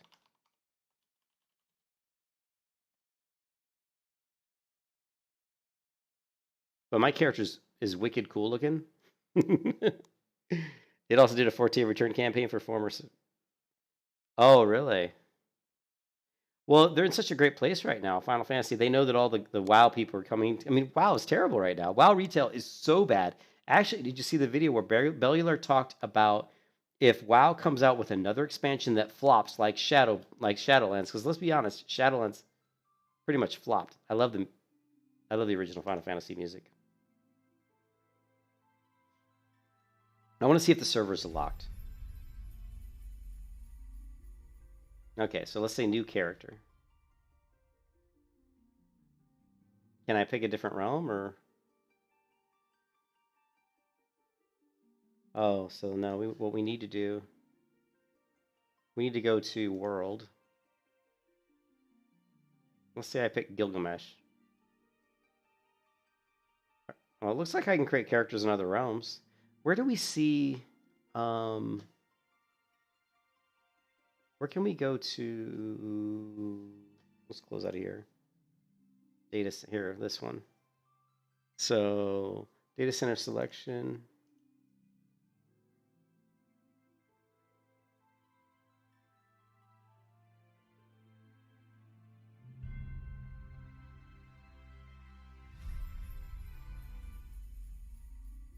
Oh, this is my only other character I ever created in the game. Check it out. This is my 32 gladiator.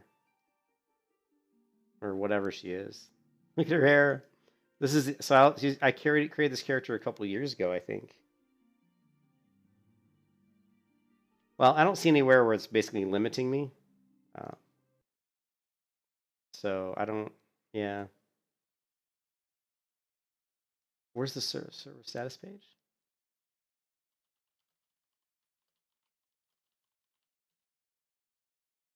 Yeah, let's check this out.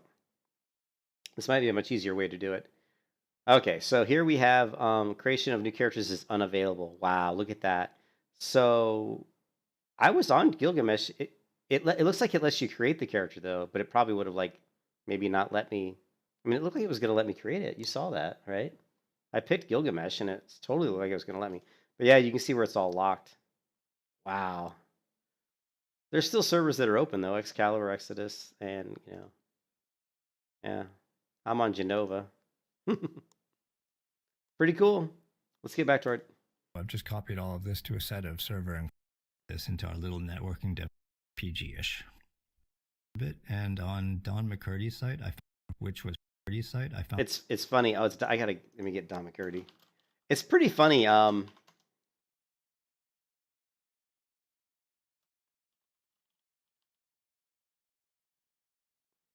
Yeah, it's pretty interesting because here he's talking about Mixamo. Mixamo is something I've talked about for many times. Mixamo is a really cool a place where you can basically upload your character model and get animations and download them, or you can go to Mixamo and actually just pick character models you like and actually download the animations from them, directly from them and save them. But it's really cool. But anyways, if you go through this guy's video, check out what he created, and I think it took him a couple weeks, right? But anyway, Simon Dev used to work for Google, and he's retired. He's obviously really smart. This guy is a very, very smart engineer, right? And he basically creates all these really cool projects, and he does them very quickly. So he created this world with an enemy and a character and like a really basic character portrait, and a really basic equipment system. And he did it, I believe, in just a couple weeks. But we want this guy to run around, but there's a few problems. He's standing through the ground.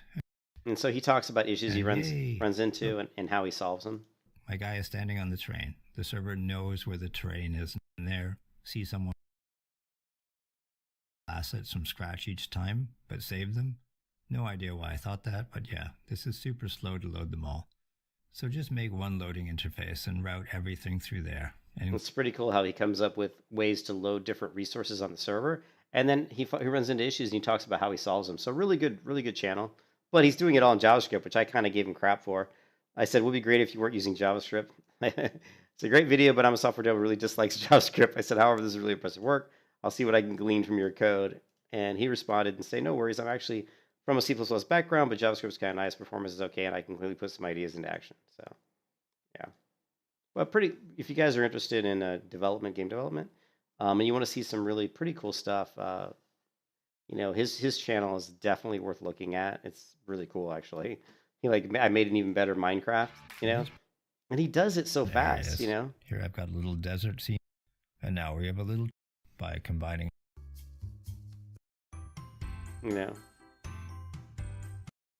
But he's definitely a good channel. But anyways, here they were talking about in the Ashes of Creation all the things that they wanted to get tested in the pre-alpha, and it seems like a pretty big long laundry list to me. And they're saying above list represents just a small portion. Okay, so let's get out of this. Combat. Right? Let's get out of this. What I want to show you guys is it's not possible to confirm. You can also go to the server status page. That's what I was wondering, Shiny. That's what I was thinking, that I would go to create the character and it would say no. It would say it's not possible. So that's pretty interesting. I mean, Final Fantasy is really popular. Let's also, you did get me sidetracked, but let's close this down. Close this. Reschedule. Let's take I'm kind of curious about Asmongold, Mr. Asmondouche.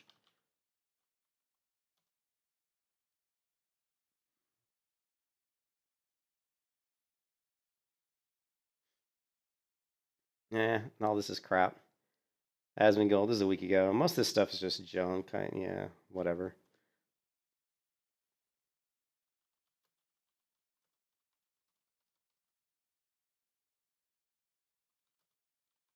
I don't know what I would like. I may watch some other videos later, but the thing is, there is a good video.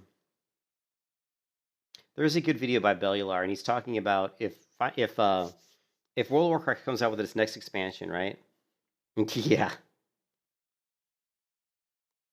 King Green. How do I play this? How do you play what? Ashes of Creation? King, if you want to play Ashes of Creation, you can play it 2 days from now. All you gotta do is pay $500. And I'm not kidding. I am not joking, right? I'm totally not kidding. The people that are playing Ashes of Creation right now, that are going to be available, right? Like, let me sign in here. What is my pass? What is my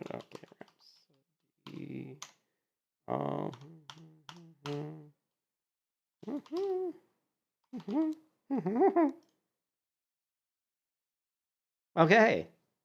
I'm logged into my Ashes of Creation account, and let's go to pre-order now. If we want access to Alpha 1, which is this 7/14, 2 days from now, all we have to do is pay $500.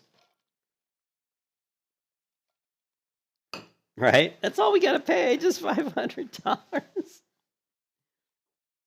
And look, we get a stupid little pet, another pet. We get some, I don't know, some keys. We get some money. We get a boat, maybe. What else do we get? Access to Alpha 1, all this stuff. 11 months of game time, $165 value. $150 in Embers, in-game marketplace credits, no pay to win. So basically, it says here we're getting $315 out of this. So, theoretically, you're outside of the $315, you're only paying, $285 more. I'm sorry, $185 more to get this pack, because you're getting, your $315 worth of game time and in-game currency, right? Just whatever. Jesus, $500. You gotta be kidding me. So, but anyway, so yeah, so but Belliard basically said, if what happens if World of Warcraft, and let's see if we can pull that video up, because I think it's worth watching.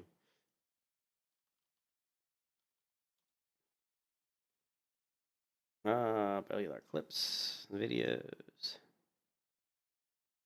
Players hate it. The PC Gamer article. What is this? This is a new one. I haven't seen this one. Players hate it. Look, players hate it. PC Gamer. Even if I liked the cinematic and disagreed with their take, I think it's important to bring up the PC Gamer article. And we've been seeing a few of these things floating around the place. Yep.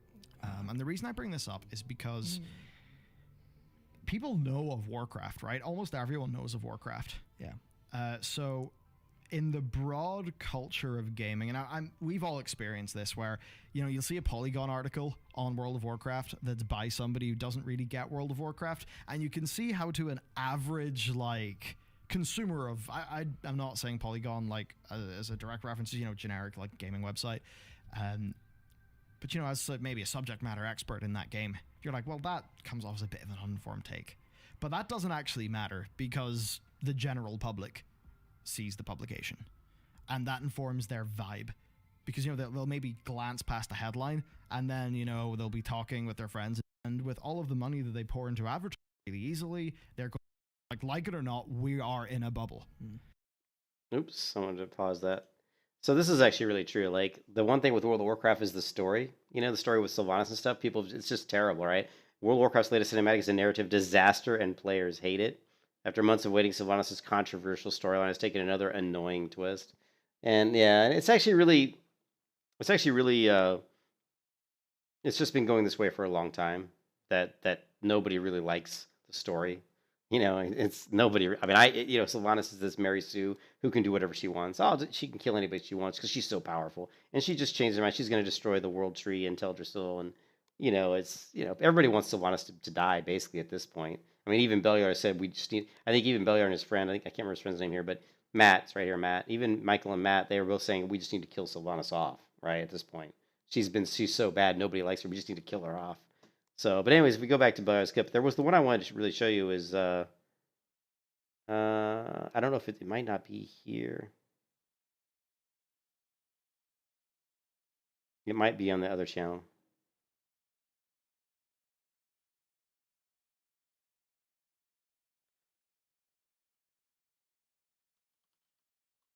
Might be on Bellular Gaming.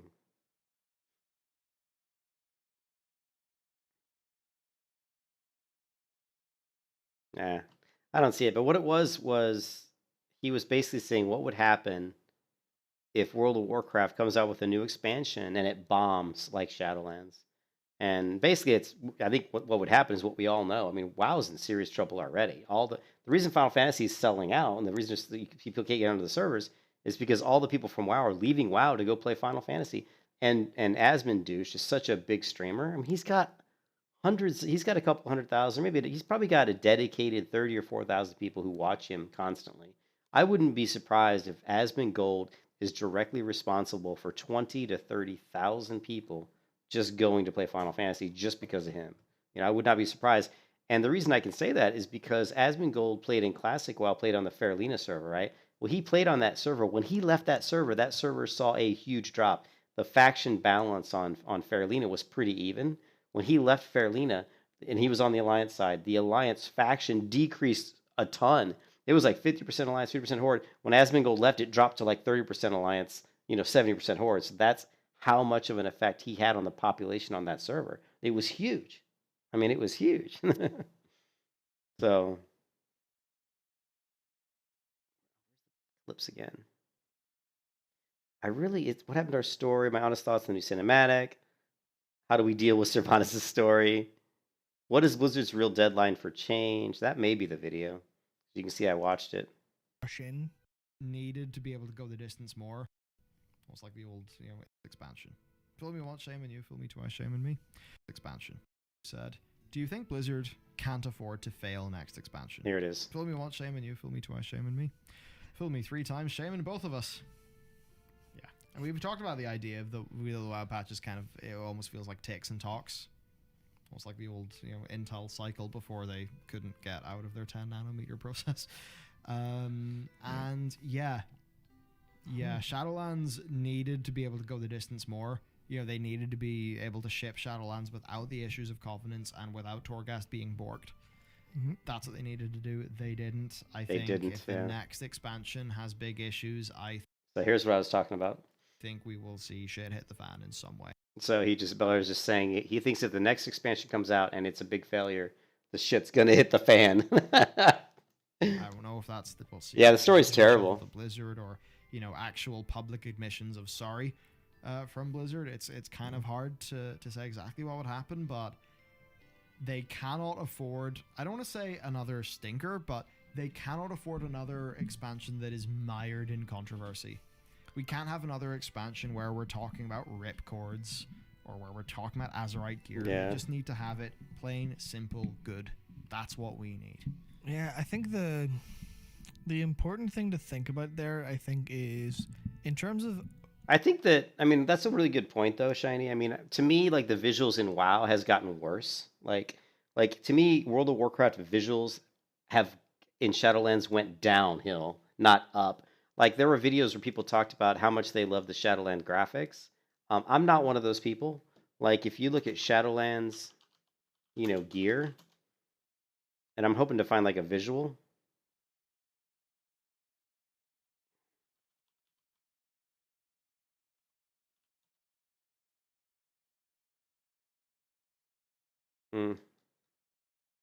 Now, how about the Shadowlands?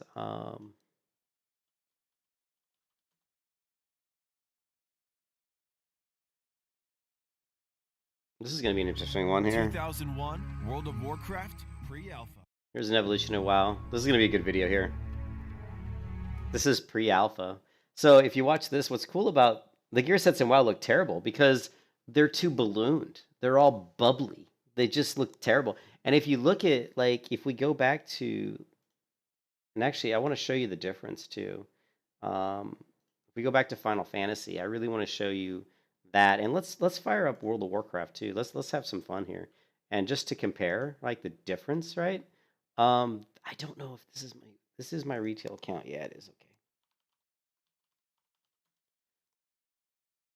And not all the gear looks bad. Retail WoW, some of the gear does look pretty good, and I think if we go to my retail WoW account, it'll probably actually look pretty decent. Let's see, World of Warcraft Live, Shadowlands.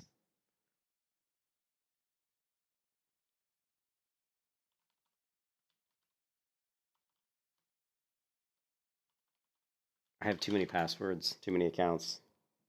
Too many passwords, too many accounts. And we're firing up so many things right now, it's just going to crash my computer. Yeah, but the gear sets in WoW look really terrible. Maybe we can... I was going to say, maybe we could find an area in WoW that's populated with a lot of players. And we could see the gear, but, we probably couldn't because WoW's probably dead right now. It's probably dead.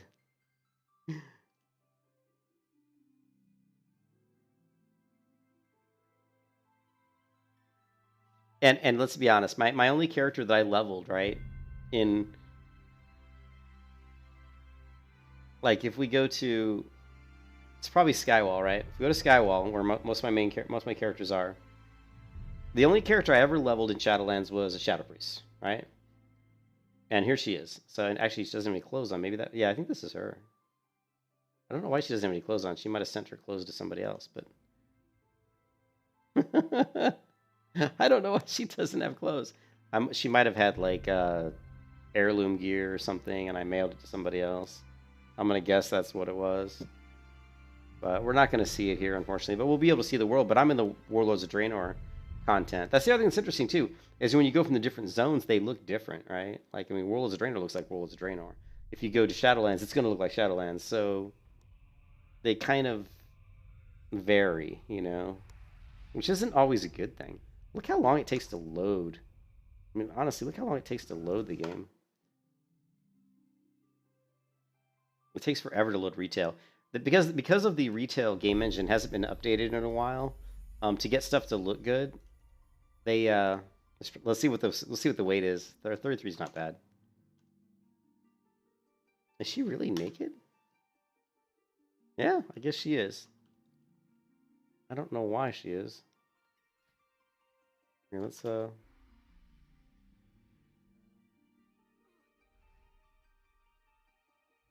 her out of shadow form. Now the character models, I mean, you can see the character models look really nice. I mean, they've updated the character models to look pretty good. I think the Void Elf is one of the coolest looking races. Like the appearance.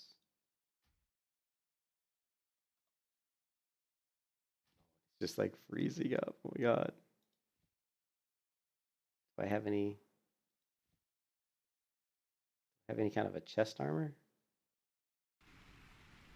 Doesn't look like it. But you can see the graphics are very cartoony. You know?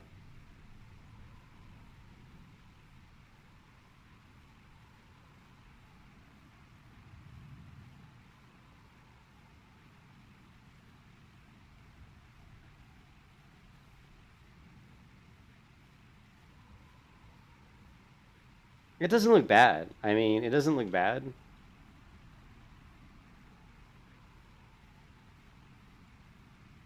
It's just, you know, it's a different look. I mean, actually, I liked the Worldless Draenor graphics. I thought they, you know, the trees and the zones in Worldless Draenor actually looked pretty nice. I like these trees. I like, you know, I like the way this looks.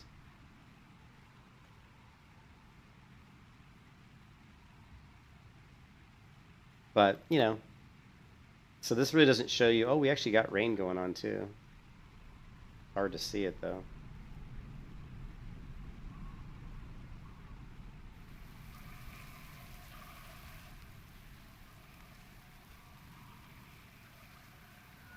Yeah. Shows you how bad the rain is in Retail WoW though. You can barely even see it. Look at the rain. It's like, and it doesn't really, you don't even see it hitting the ground. Like the rain, and I argued with somebody once on this. I thought the rain in vanilla World of Warcraft was actually better than the rain in Retail WoW, because the rain in vanilla, like, you see it hit the ground. You actually see it bounce off the ground. The rain here, you don't. Is it still raining or did it stop? Yes, it stopped.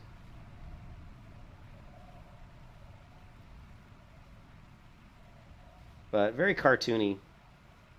Super cartoony. I mean, look at this treasure chest. So now we compare that with Final Fantasy. And let's get out of here because I have conflicting sounds. Now look at Final Fantasy. This is much more realistic. It's also, the sound effects are cooler. Like the wind whistling here. The water. And of course my armor looks way cooler. You know? Even the look at how she walks. The one thing Japanese animation can get right is this character animation, character modeling, and run cycles, walk cycles. It's just, you know, super amazing. Shake it, girl. Shake it. Shake it.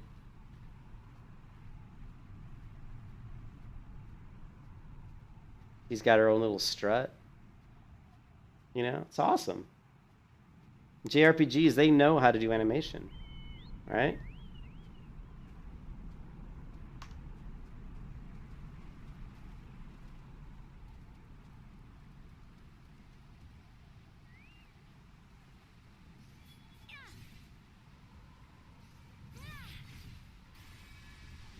And then but then they ruin it all with the particle effects of the combat system. But good God, look at this sword. Look at how awesome this sword is. And I love how even the detail on the ring on my finger here is really good. And I've got a ring on the other finger too, and the detail on that ring is really good. Look at the detail on these bags. Amazing. The detail on my leggings, the belts. You know, that's just awesome. Yeah. Oh yeah, this zone does have good music. You're right.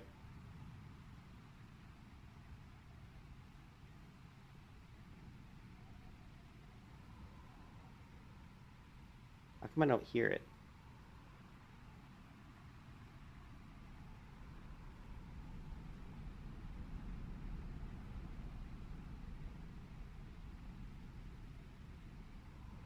I don't hear the music. Yeah, but I mean, just you know, the armor in this game is my favorite. My favorite armor probably of any MMO is this game, and it's not because the armor like is the best style of armor. It's just because how good it fits on the character models, and the detail in the armor itself is really good. You know, like again, you look at these leather straps, they look really good. Everything fits the character's models really well. Even that necklace. I mean, what MMO has a necklace that's that high of quality? Look at the different like shiny surfaces. It's just really, and look how it fits around her neck really nicely. You know, you can see the leather. This is like a leather wrap around her finger. It's just leather, but you can see the individual bands. It's just, and I love the weapons though. I mean, look at that sword. That's just awesome. Look at the detail. You know.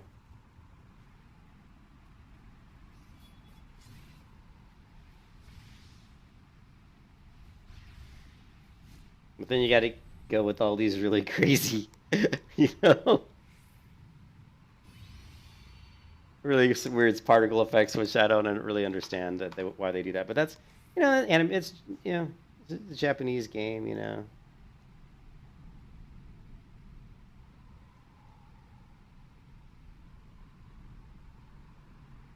All right, so once we get out of there, let's watch this evolution video. This will be fun. They do not like stretched, yeah. Like in WoW, you're right. Oh yeah, you're like log out in a rested zone. Oh god. We're not worried about rest time, Mine Bay.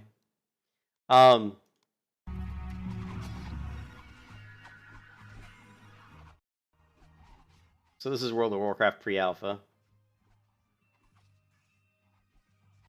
World of Warcraft demo. Look at that. Wow.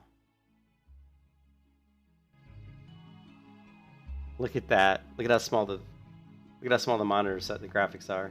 The resolution. Oh, look at that. Look at that. Whoa, look at that. Fire looks so different. There was a smoke trail on the fireball. Why'd they get... That looks better. That fireball looks better in the 2002 demo than it does in the live version. But, they scaled it down because they don't, they were smart. They don't want all those particle effects, right? Yeah, I probably can't get any more rest time. Shiny's 100% right. Look at this fireball. Look at the awesome fireball trail here. Look at that. That's so awesome. Boom. Yeah, it was like a World of Warcraft client pretty much.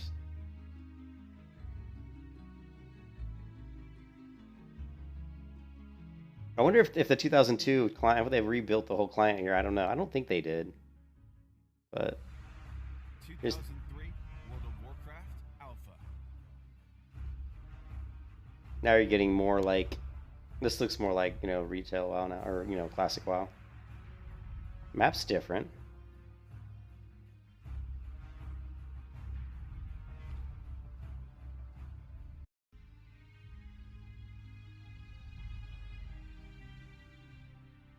Well, it looks pretty much, yeah, that's pretty close to what it looks like. 2004 World of Warcraft Beta. I played in the beta. I was in the 2004 beta. So let's go to 2007 Burning Crusade. World of Warcraft: The Burning Crusade. But what I want to show you is I think Warcraft: Wrath of the Lich King looked pretty good. But notice how you get to, do we have it, Shadowlands? Let's go to Shadowlands. 2020 World of Warcraft Shadowlands. Yeah, see, now look how different Shadowlands looks. It's so different.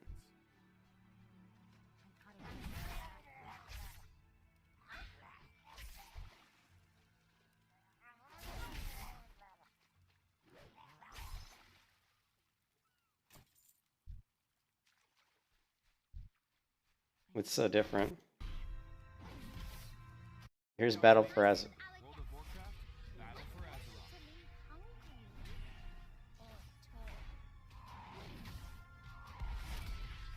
Now, Battle for Azeroth, I thought looked pretty good. Yeah, BC. Oh, let's see. BC.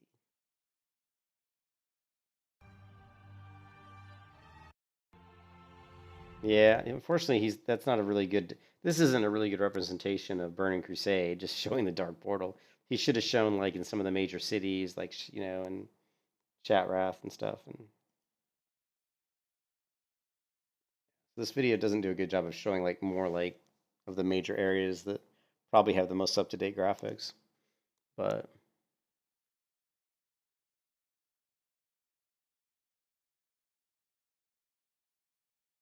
yeah, I got you, Phil.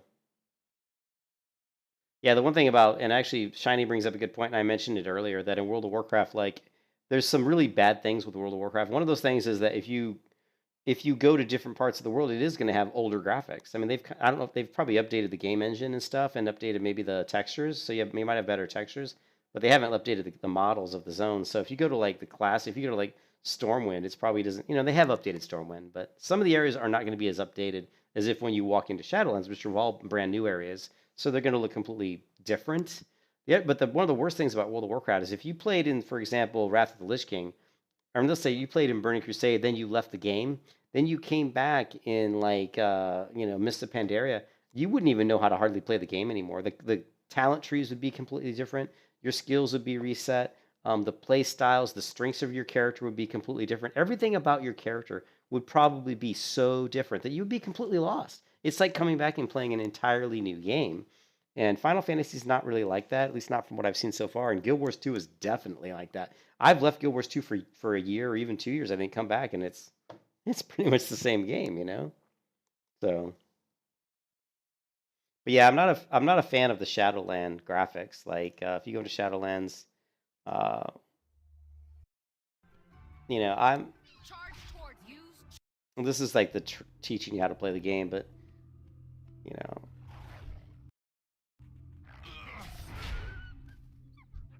It's just very cartoony. And the other thing too is WoW, man, holy crap, WoW takes up so much it's such a big footprint.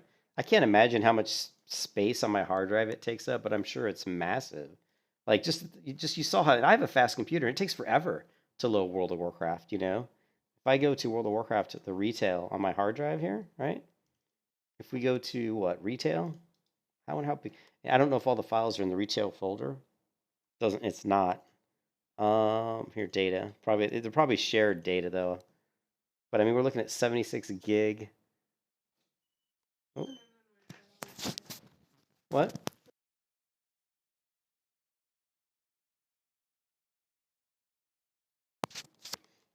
My wife just wants me to do something, but yeah, if you look at the classic error, it just takes up a lot of space. I mean, it takes up a lot of space. So they've tried to really push the game engine like to its limits. So, but here, I'm gonna go ahead and just let this play. Where you run into an area, collect to do expectation I'm gonna let this play, guys, while I have to take care of something real quick. So I'll be back in a few minutes. management. To do that, let's take a look at what Steven said on both the Discord and the forums. The key part here, of course, it's important to note that the Alpha 1 experience is not meant to be a content test, but rather standing up core systems in their bare bones state and vetting our technical architectures while providing the opportunity for us to optimize and squash bugs. So we talked about this on my show last night. I'm going to chop up that show and get it up on YouTube. The big question people wanted to ask, though, is did the game work? And the answer to that is yes, it worked. Now, some people were concerned about the character creator, that the character creator that I can show you courtesy of the wiki isn't quite the level of BDO customization that some people were expecting. The truth of the matter is that the character creator is content. The creator you got was just enough to make some changes to the model, so Intrepid could get some baseline data and get you into the game. So, yes, that extensive, robust character creator is coming, but it wasn't the purpose of this test. Some of the PvE minded people, they wanted to know were there quests? And yes, there were quests. Did they all work? No, they didn't all work, but I wasn't expecting them all to work. That's what bare bones means. Put in a few quests, get some data, put in some partially finished stuff, get some data, see who interfaces with what systems. I will ask my Alpha 1 testers, did you drink the bottle in the crypt? Did you even get the quest for the crypt? Did you read the book next to the quest giver? Do some of you even know what quests I'm talking about? I have talked to a lot of people and they've said they didn't even see the quest to go to the crypt. That's because Ashes of Creation doesn't have indicator lights. Not every NPC has a neon sign over their head that says, hey, I have a quest.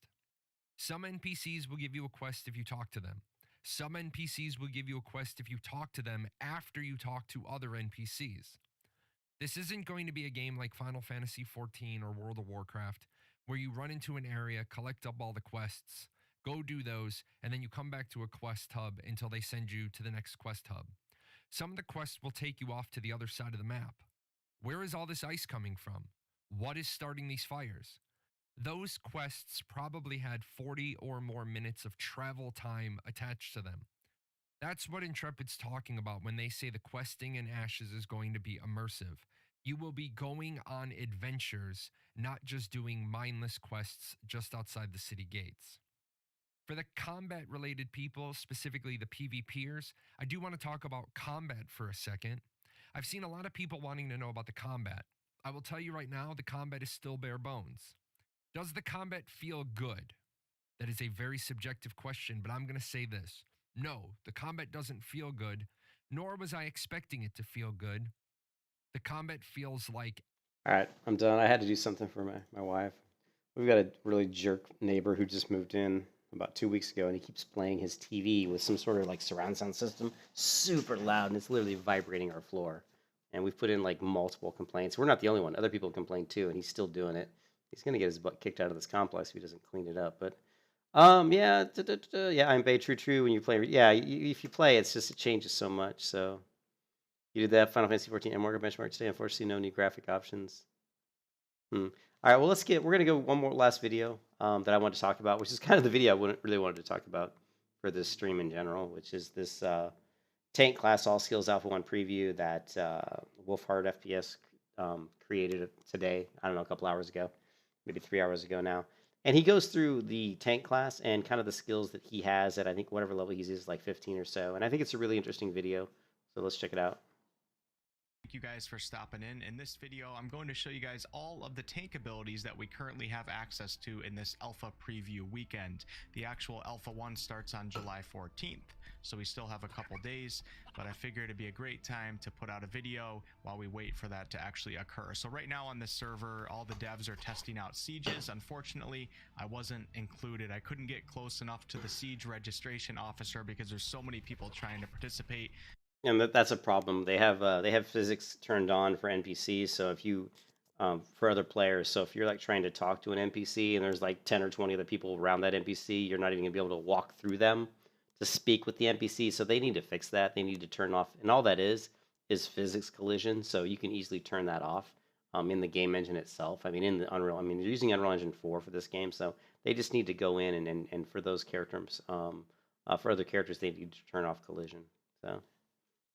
And the sieges right now are only 100 versus 100.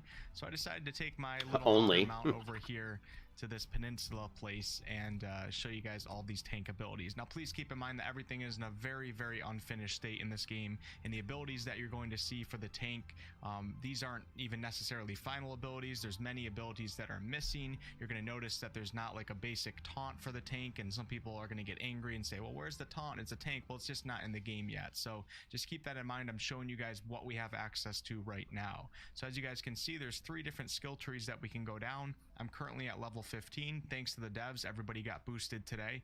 And we have 29 points that we can invest into passive and the active tree. The weapon tree is still in progress. Maybe we'll have access to that when the Alpha 1 actually begins.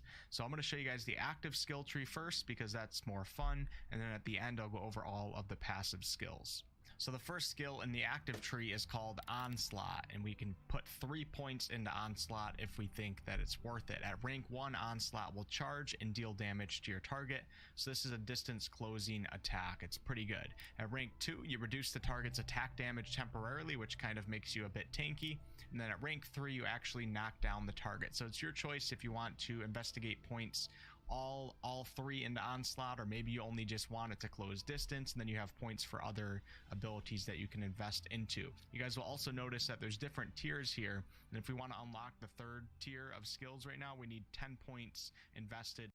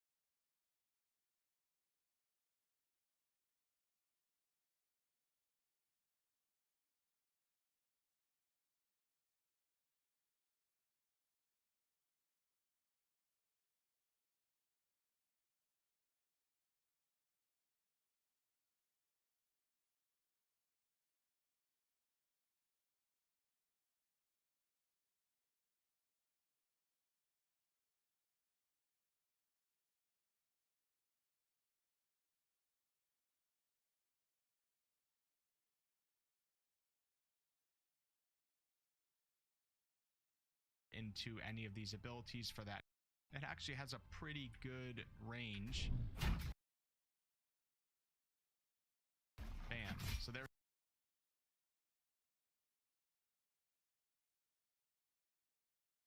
Oh my god, I did. I'm thinking. Oh, sorry, I had it muted because I was talking to my wife. Yeah, I was just talking about the abilities in the tree and like how. I'm sorry, I had it muted. I was just talking about the trees here, like how you have basically the passive, you have active, and you have weapons, which they haven't implemented yet. And the first skill here he's talking about is the charge. And you basically, it's just like World of Warcraft talent trees, basically. You put different points, and but in these, they have different effects. So the first point, your charge, you just charge an opponent. Your second point, you charge the opponent, but you give them a debuff so they do less damage against you. The third point, when you charge an opponent, you have a chance to, I think you knock them to the ground. Then he talks about this other skill, which is Lacerate, which is basically like a warrior's rend ability. You put 1 point into it, you lacerate your target, they do bleeding damage. You put 2 points, I think it does maybe like more bleed damage. You put 3 points into it, and what it does enables you to lacerate a target that's already been lacerated, and if you do that, it will complete all of the damage over time that was on that target instantly. So if you lacerate a target and he was going to take 100 damage over 10 seconds, and let's say 2 seconds later you lacerated him again, so he'd already taken 2 ticks of the damage, which would have been 20, there still would be 80 remaining damage left that he was going to take over the next 8 seconds, but the second lacerate would cause the 80 damage to all be taken off of him at once. So then, so it's just, you'll see that here we're going to show that. And then the other thing is this, he does like the leash one where you pull the target to you, but I don't like the animation on that one at all. So let's take a look. For that tier to unlock, and I'm going to show you guys that here shortly. Buff status condition was shown that here shortly. Let's go ahead. It actually has a pretty good. So here's Onslaught, which is the charge. Good. And I was going to say, this is the first time I actually see like the enemy have like a stagger animation. So when he hits this raptor, which I don't know why there's raptors in a fantasy game, but whatever. It doesn't seem very fantasy to me, really, but it does seem to stagger. I guess it's okay. I don't know. It does seem to knock the raptor back a little bit. Range. Well, it didn't until he hit him. It was a delayed reaction. Bam. So there we go. And the raptor also knocked over. It looks. And then he knocked him over because he has 3 talent points used in that one, so it knocked him over. It's a little bit buggy. You can see on the top. And like you said, it looks a little bit buggy. It was very buggy. Also, you see the swinging animation or the swinging claws of the raptor, even though he's falling to the ground. He's already dead. Status condition was so there's so much there's so much bugginess in the game right now, but it is a pre-alpha, but there's a lot of bugs. This time, so we can see that debuff. And there it is on top of the screen. So it says onslaught, damage, debuff, and we're taking less damage than we would if we didn't do onslaught. So yeah, so it's a pretty good ability, especially when you get it to rank 3 and you can knock down enemy players. That really pisses people off. All right, let's take a look at the next skill. The next skill is want Next to get one's to rank 2. Still lacerate. to him, and I'm going to use lacerate. Buggy. All right, what the hell? Let's try it on a troll. Now he's talking about how the trolls are buggy, but he's going to try lacerate on the troll here, but I think it's pretty buggy. So let's go up to him, and I'm going to use lacerate. I do want to say that the trolls look really good. One thing that I like about the game is that the enemy character models, so the enemy models, they look really good. I mean, this troll looks really cool. Great, so there it is. And yet, But he hit the troll, and the troll's not attacking him, so the AI is completely not working. The troll's just walking away. Watch. you can see how it's buggy, but the damage is ticking over time. And there it goes on his health bar, and there is the condition called lacerate. It looks like he's just going to keep running from us. Okay, let's... So the other interesting thing is he charged him, or actually I think he just lacerated him, and one lacerate took like half the troll's health. So the one thing I noticed about this alpha is that, you know, the damage is so big. I mean, maybe it's done that way on purpose so people aren't dying, but there's no challenge in the alpha, at least not in the mobs out in the world, doesn't seem to be, and not until you're, you know, attacking a mob that's significantly higher in level than you. Let's do this next lacerate on a raptor. I should get on one of my mounts. So right now we have over 1 million gold, and everybody got boosted to level 15.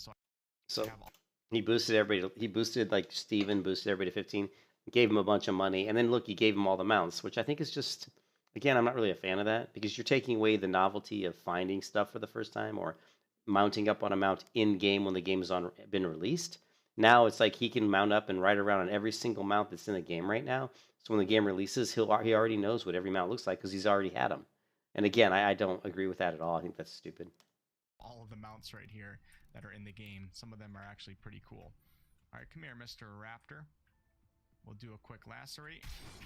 So he lacerates him, and he's going to lacerate again to consume all the damage at once. And there we go. Now, if you watch, once the cooldown goes away... And when he lacerates him again, you'll see a lot of damage come off. We can apply lacerate once again. It's going to deal a chunk of damage, and then also reapply it. Now I can just run from this enemy, and he's probably going to die. Probably. And there he goes. So yeah, so that is your bleed effect. So another thing I like about the game is the sound effects are really good. Like the raptor's sound when he was like, his dying sound, and just the thud of it hitting the ground, that was really good. Actually really good. Let's hear that again. And there he goes. So yeah, so that, I mean, you can hear that. Boom. You know, that's pretty cool. That is your bleed effect. Now let's take a look at the second tier of skills under the active tree. And this is the javelin. This costs 45. Now it says pull target to enemy to your location, but it's really terrible. It doesn't. It basically is more like a taunt because it's not like it really pulls them, and you'll see when he shows it. I wish they told us the cooldown. This skill actually has a longer cooldown, and you're going to see why here in just a second. So at rank 1, you pull a target enemy to your location. At rank 2, you deal damage and generate a great amount of threats. This is the only skill in the game right now that the tank has to generate threat and keep aggro on themselves. There's no basic taunt ability or anything like that. All we have is Javelin. Now, I will say that it does work pretty good. I used Javelin in one of the PvE dungeons, and about 80% of the time I was able to hold aggro. Now, Raptor in, and there you go. Now that, to me, that doesn't look like you're pulling him with the chain. It looks like it's just a taunt, you know. So it's just a basic pull-in on an enemy, keeping an enemy close to you as a tank, and also, hey, how you doing, Dez?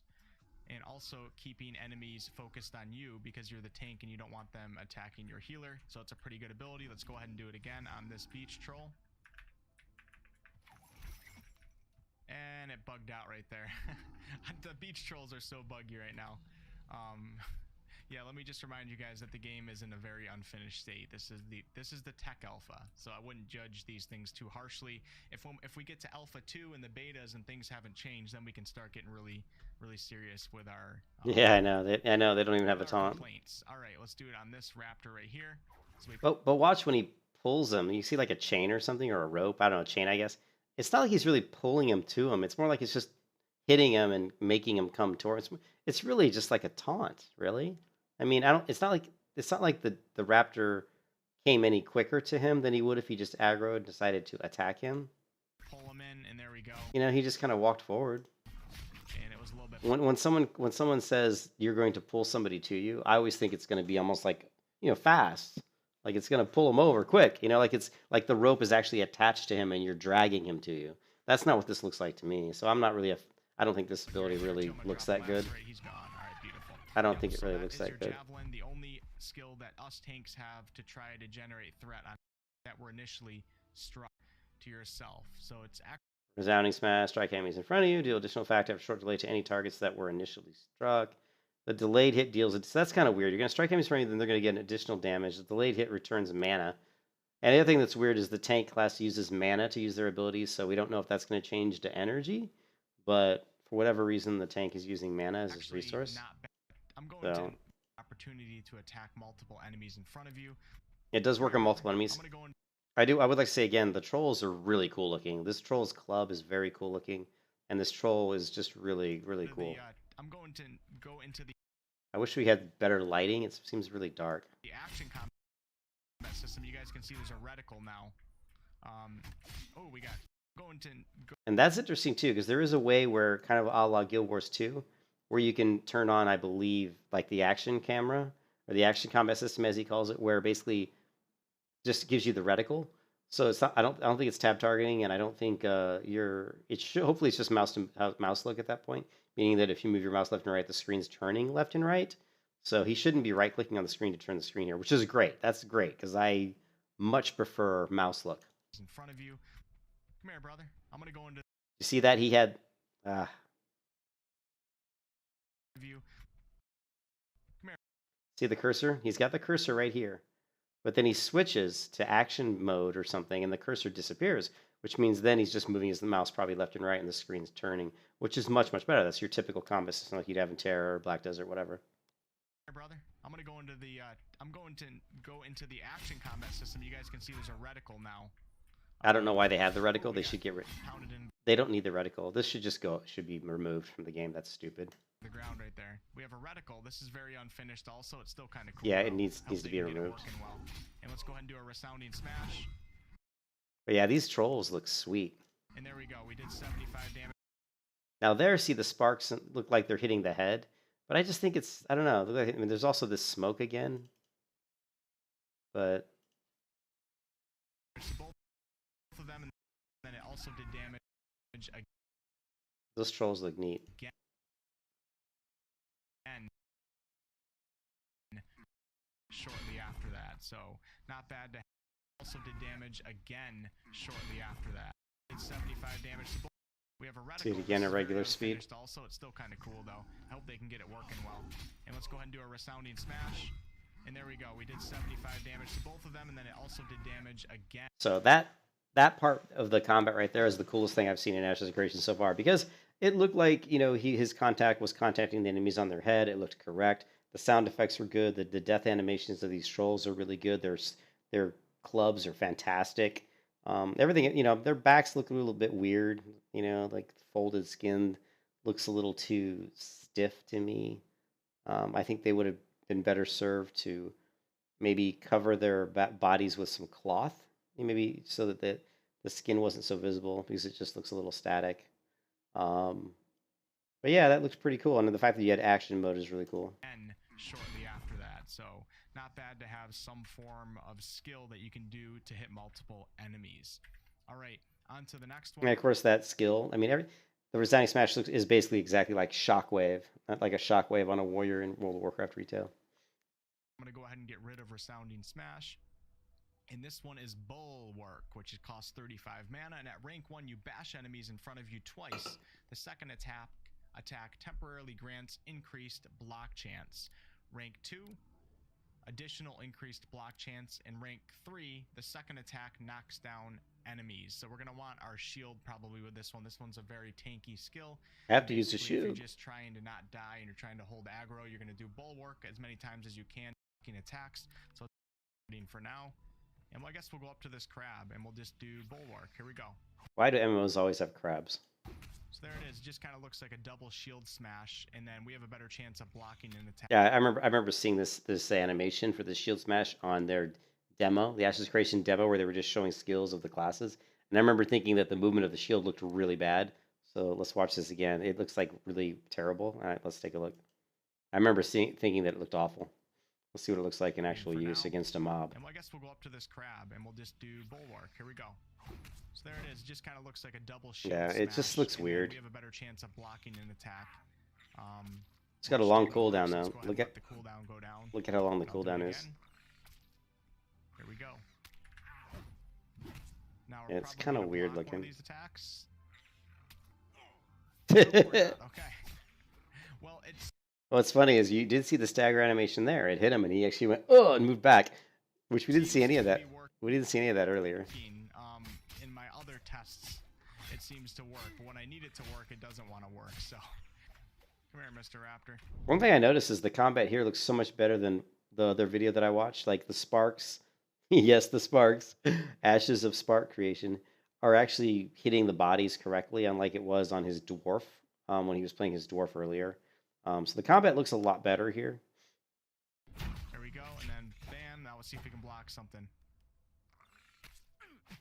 Okay, there it is. All right, there's the block. Okay, awesome. All right. Uh-oh, now I need my resounding smash because we have all these enemies on me. Oh, shit. We're going to have to... I'm in big trouble. I'm in big trouble. Call in the bear. All right, we're safe now. Okay. So, What? yeah, What happened there? We're safe now. It looked like his bear like warped. It looked like his bear warped. All right. It looks like he might have changed. He might have edited the video or something. He cut something out. That wasn't natural. What just happened there? Watch. All right, we're safe. Yeah, all of a sudden he went from there to the road like So, instantly. yeah, not the best. Oh my God, that bear went flying. Not the best example of bulwark, but it seems to have worked good in the past for myself. That was like a magic bear. Did you see that, Impe? His bear was like over here, and all of a sudden, boom, he's on the road. He warped. Blocking, you get to do a little bit of damage. It wasn't a warp stalker. It was a warp bear. Let's go ahead, and now I need 10 points invested to go into the next skill tree, the third tier.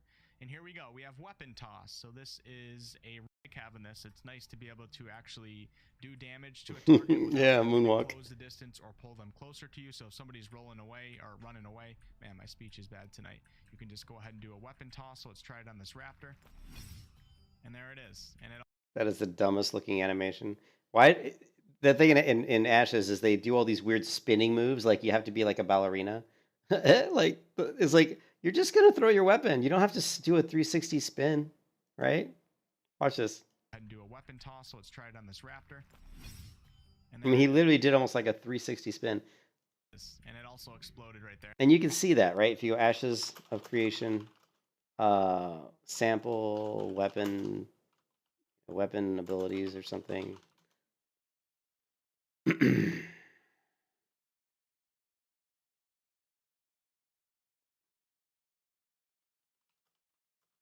Let's just, I want to show you these because it's a lot easier to see them.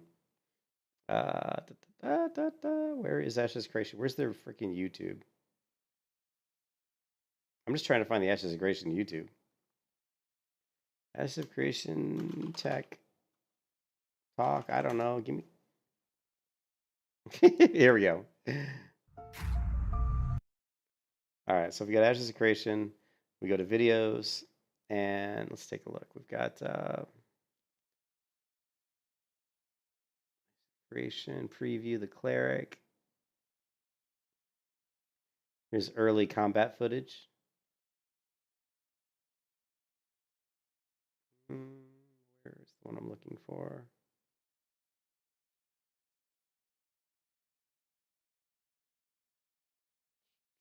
Creation.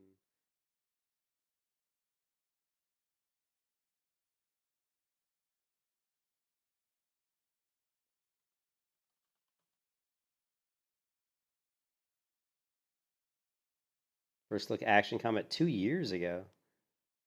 Jeez, why are some of these videos so old? 4 months ago. Hello, everybody. No, Steven.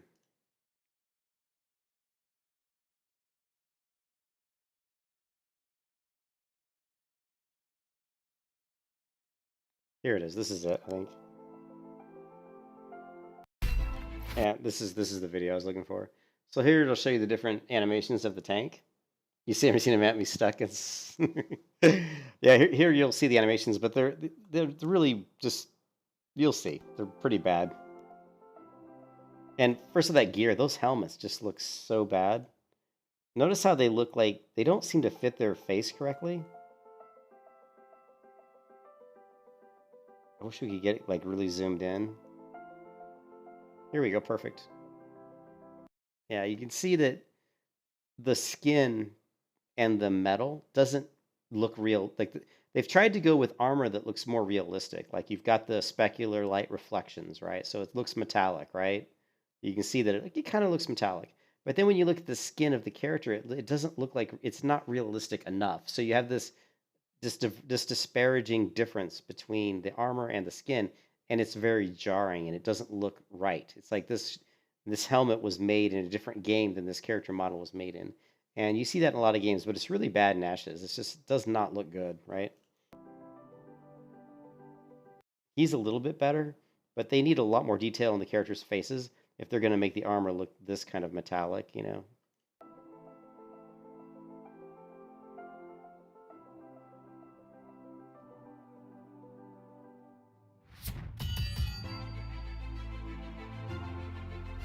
See, like he's got a, so you have to be a ballerina to be a tank because you've got to be able to jump up in the air and do a pirouette before you throw your weapon.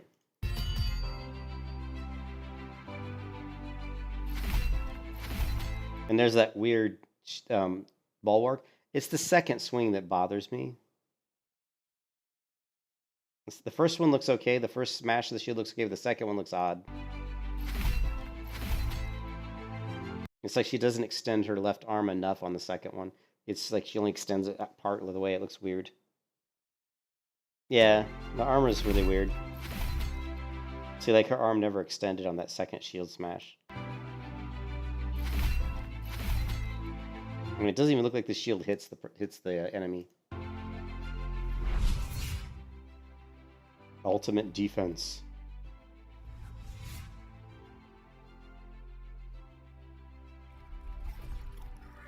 Now, see, that looks totally different. So he threw the javelin, and it not only did it pull him, but it knocked him to the ground. It didn't look like that in game. We just saw him do the javelin. It looked nothing like this. The javelin hit him, and the monster came towards him, but he didn't pull the monster. This particular javelin here looks good. Like, this looks good. And actually, we didn't see this either. See how it threw the spear through him? We didn't see that either. I didn't see the spear go through the raptor when he used it, so... You know, there's blood. Look at that. Look at that spear. I mean, this looks good. And he pulls him. So we didn't see any of this. So obviously, you know, what they have here as an example doesn't work in the current state of the game.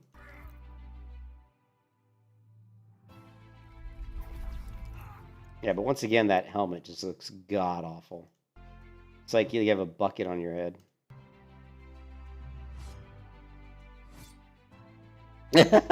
Just take his shield. Look at it. So apparently you want to disarm yourself. This is called self-disarm. I'm just going to stick my sword in somebody's head and just leave it there.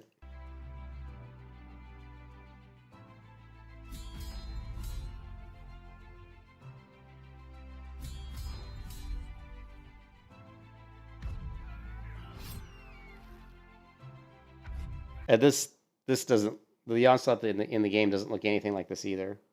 So the one we saw in the game doesn't look like this at all. There's no the sound effect's different. We don't see that kind of flash of like a shockwave here.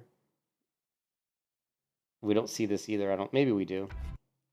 But there's like a second. See this second, like this is like a sonic boom. So apparently Steven thought that you were like a F-16 jet, F-16 fighter jet, because you're so awesome that when you perform onslaught, you actually create a sonic boom. Okay, we got to see the sonic boom again. So, and again, we don't see this in game at all. We don't see this either. In Shockwave in game, it didn't have any of this like lava effect to it.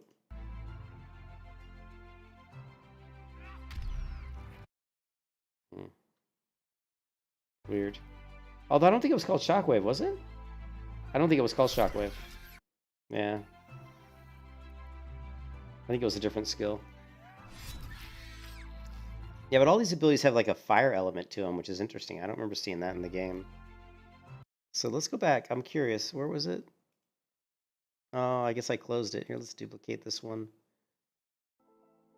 Pause it and go back to here. So we can go back through the history and find... Hello. Now,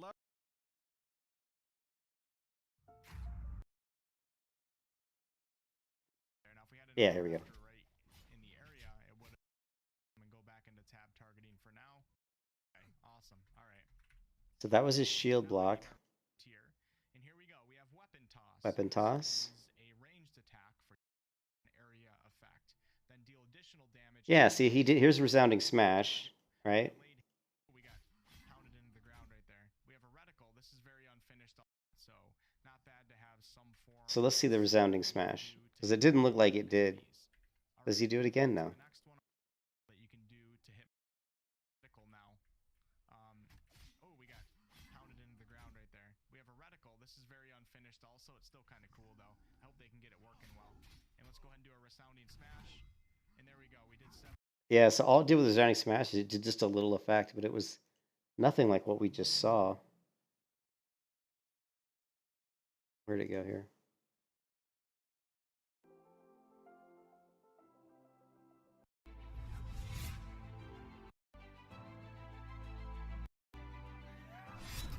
Yeah, it's like they toned. It's like they did these videos. This is another thing that I don't like, and MMO makers shouldn't do this. They show you these videos showing you what these skills are going to look like, but they don't look like this. They don't look like this at all. So they showed you these skills with these massive particle effects, and it looks cool, but it doesn't look like this in game. It's not even close to that. Okay, so that's what it looked like when they did the preview of the tank, right? Finished also. It's still kind of cool though. I hope they can get it working well. And let's go ahead and do a resounding smash. But here's what it looked like in game. That's fine. They're constantly changing the comp. It doesn't have anything to do with the combat build, though, Einbei. These are the same skills, same icon. They're both the exact same skill. They just completely changed the particles. I guarantee you that they did it for one reason and one reason only, to make it look cool as hell here so everybody goes, wow, that looks awesome. And then once they get into the game, they change it because they know that if there's like 50 people in a siege, remember, the sieges are 100 people on 100 people. If there's 100 people on 100 people in a siege, and the particle effects for the siege look like this, you know how hard that's going to be for people's CPUs to render all those people with all those spell effects, you know? And I said that day one when I watched some of these videos, I was like, "There's no way! Like you can't have this kind of particle effects, you know, going on in the game. It's gonna be so hard to render." Now this was the where was it? Here, this one. Oops, sorry. This is the other one, right?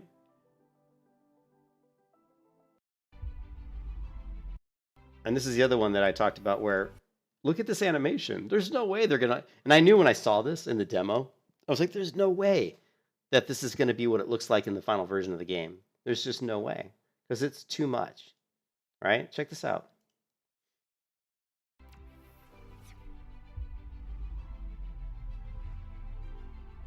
And that's not even the big one.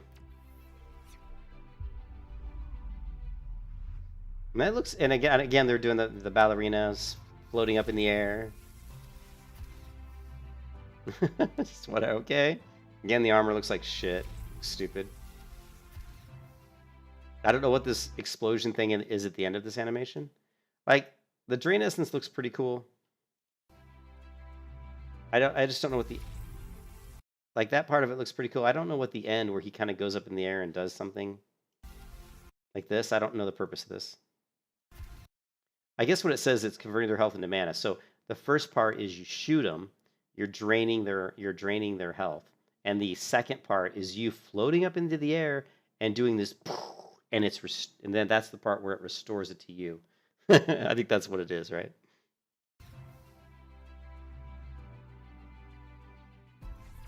Here's the one I was talking. This is the one that I wanted to point out. Just imagine you're in a 100 on 100, siege, and you have maybe 20 of those 100 on each side are these mages, and they're doing these little portals all over the place. Can you imagine? You got 40 mages porting around. You're not going to be able to see shit. Look at this. It's insane. Look at that. This is just one mage porting, doing a blink. One mage doing a blink. What would it look like if we had 10 mages that blinked to the same location on the map, or maybe like varying locations? What if a mage ported here, blinked here, here, here, and here? This whole screen here would be purple smoke. It would look kind of cool. I'm not gonna lie, it'd be kind of neat, but I don't think it's gonna work very well. All right.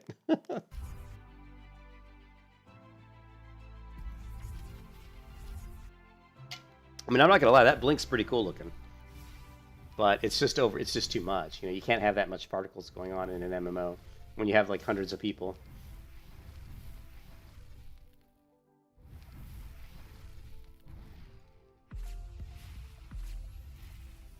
This is another one. This is another one where if you had even a couple mages casting Meteor Storm, you're not gonna be able to see anything on your monitor. Yeah. Oh, and here's this one's crazy. The prismatic beam.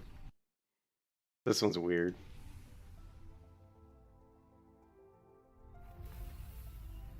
You can tell Steven really gets off on all the overly done particle effects.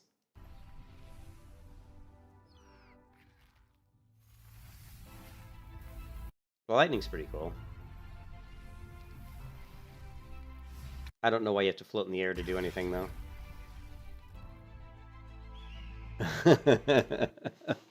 Alright, guys, that's it for this stream. I gotta go check on my wife because she's really sick, actually. But like Mora's Ultimate in Overwatch? I don't even know what Mora's Ultimate. I haven't played Overwatch in so long, Blue. Mora's Ultimate.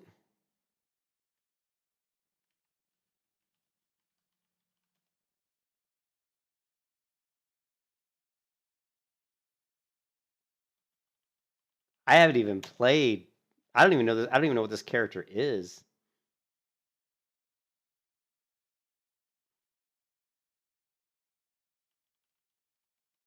It's been so long since I played Overwatch. I don't think this character even existed when I played Overwatch. Hey guys, hopefully it can be replenished to Symmetra's beam.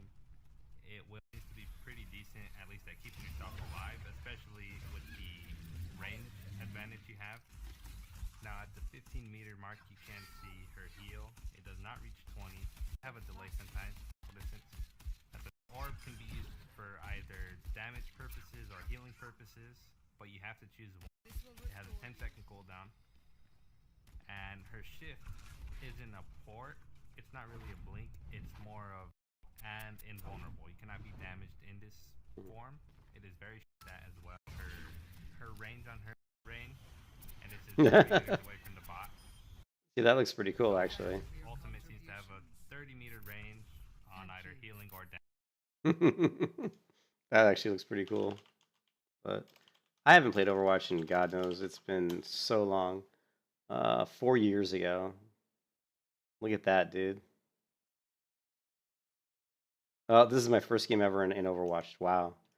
So I have a video called A Highlight for My First Game Ever in Overwatch, Noobville.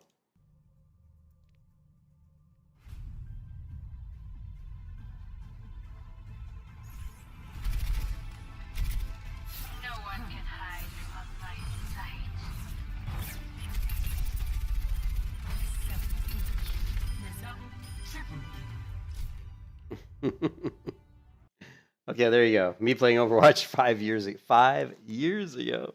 All right, guys, that's it for this video. I'm out of here. I may come back and play. What is it? 9 o'clock. I may come back in an hour or so and maybe play some WoW. But I'm actually kind of burned out on WoW. I got to be honest. I get that way. So I'm not sure what I'm gonna do. I may come back and play some game I've never played before or something. I don't know. But I hope you guys are having a good night, and I will catch you guys later. Peace out.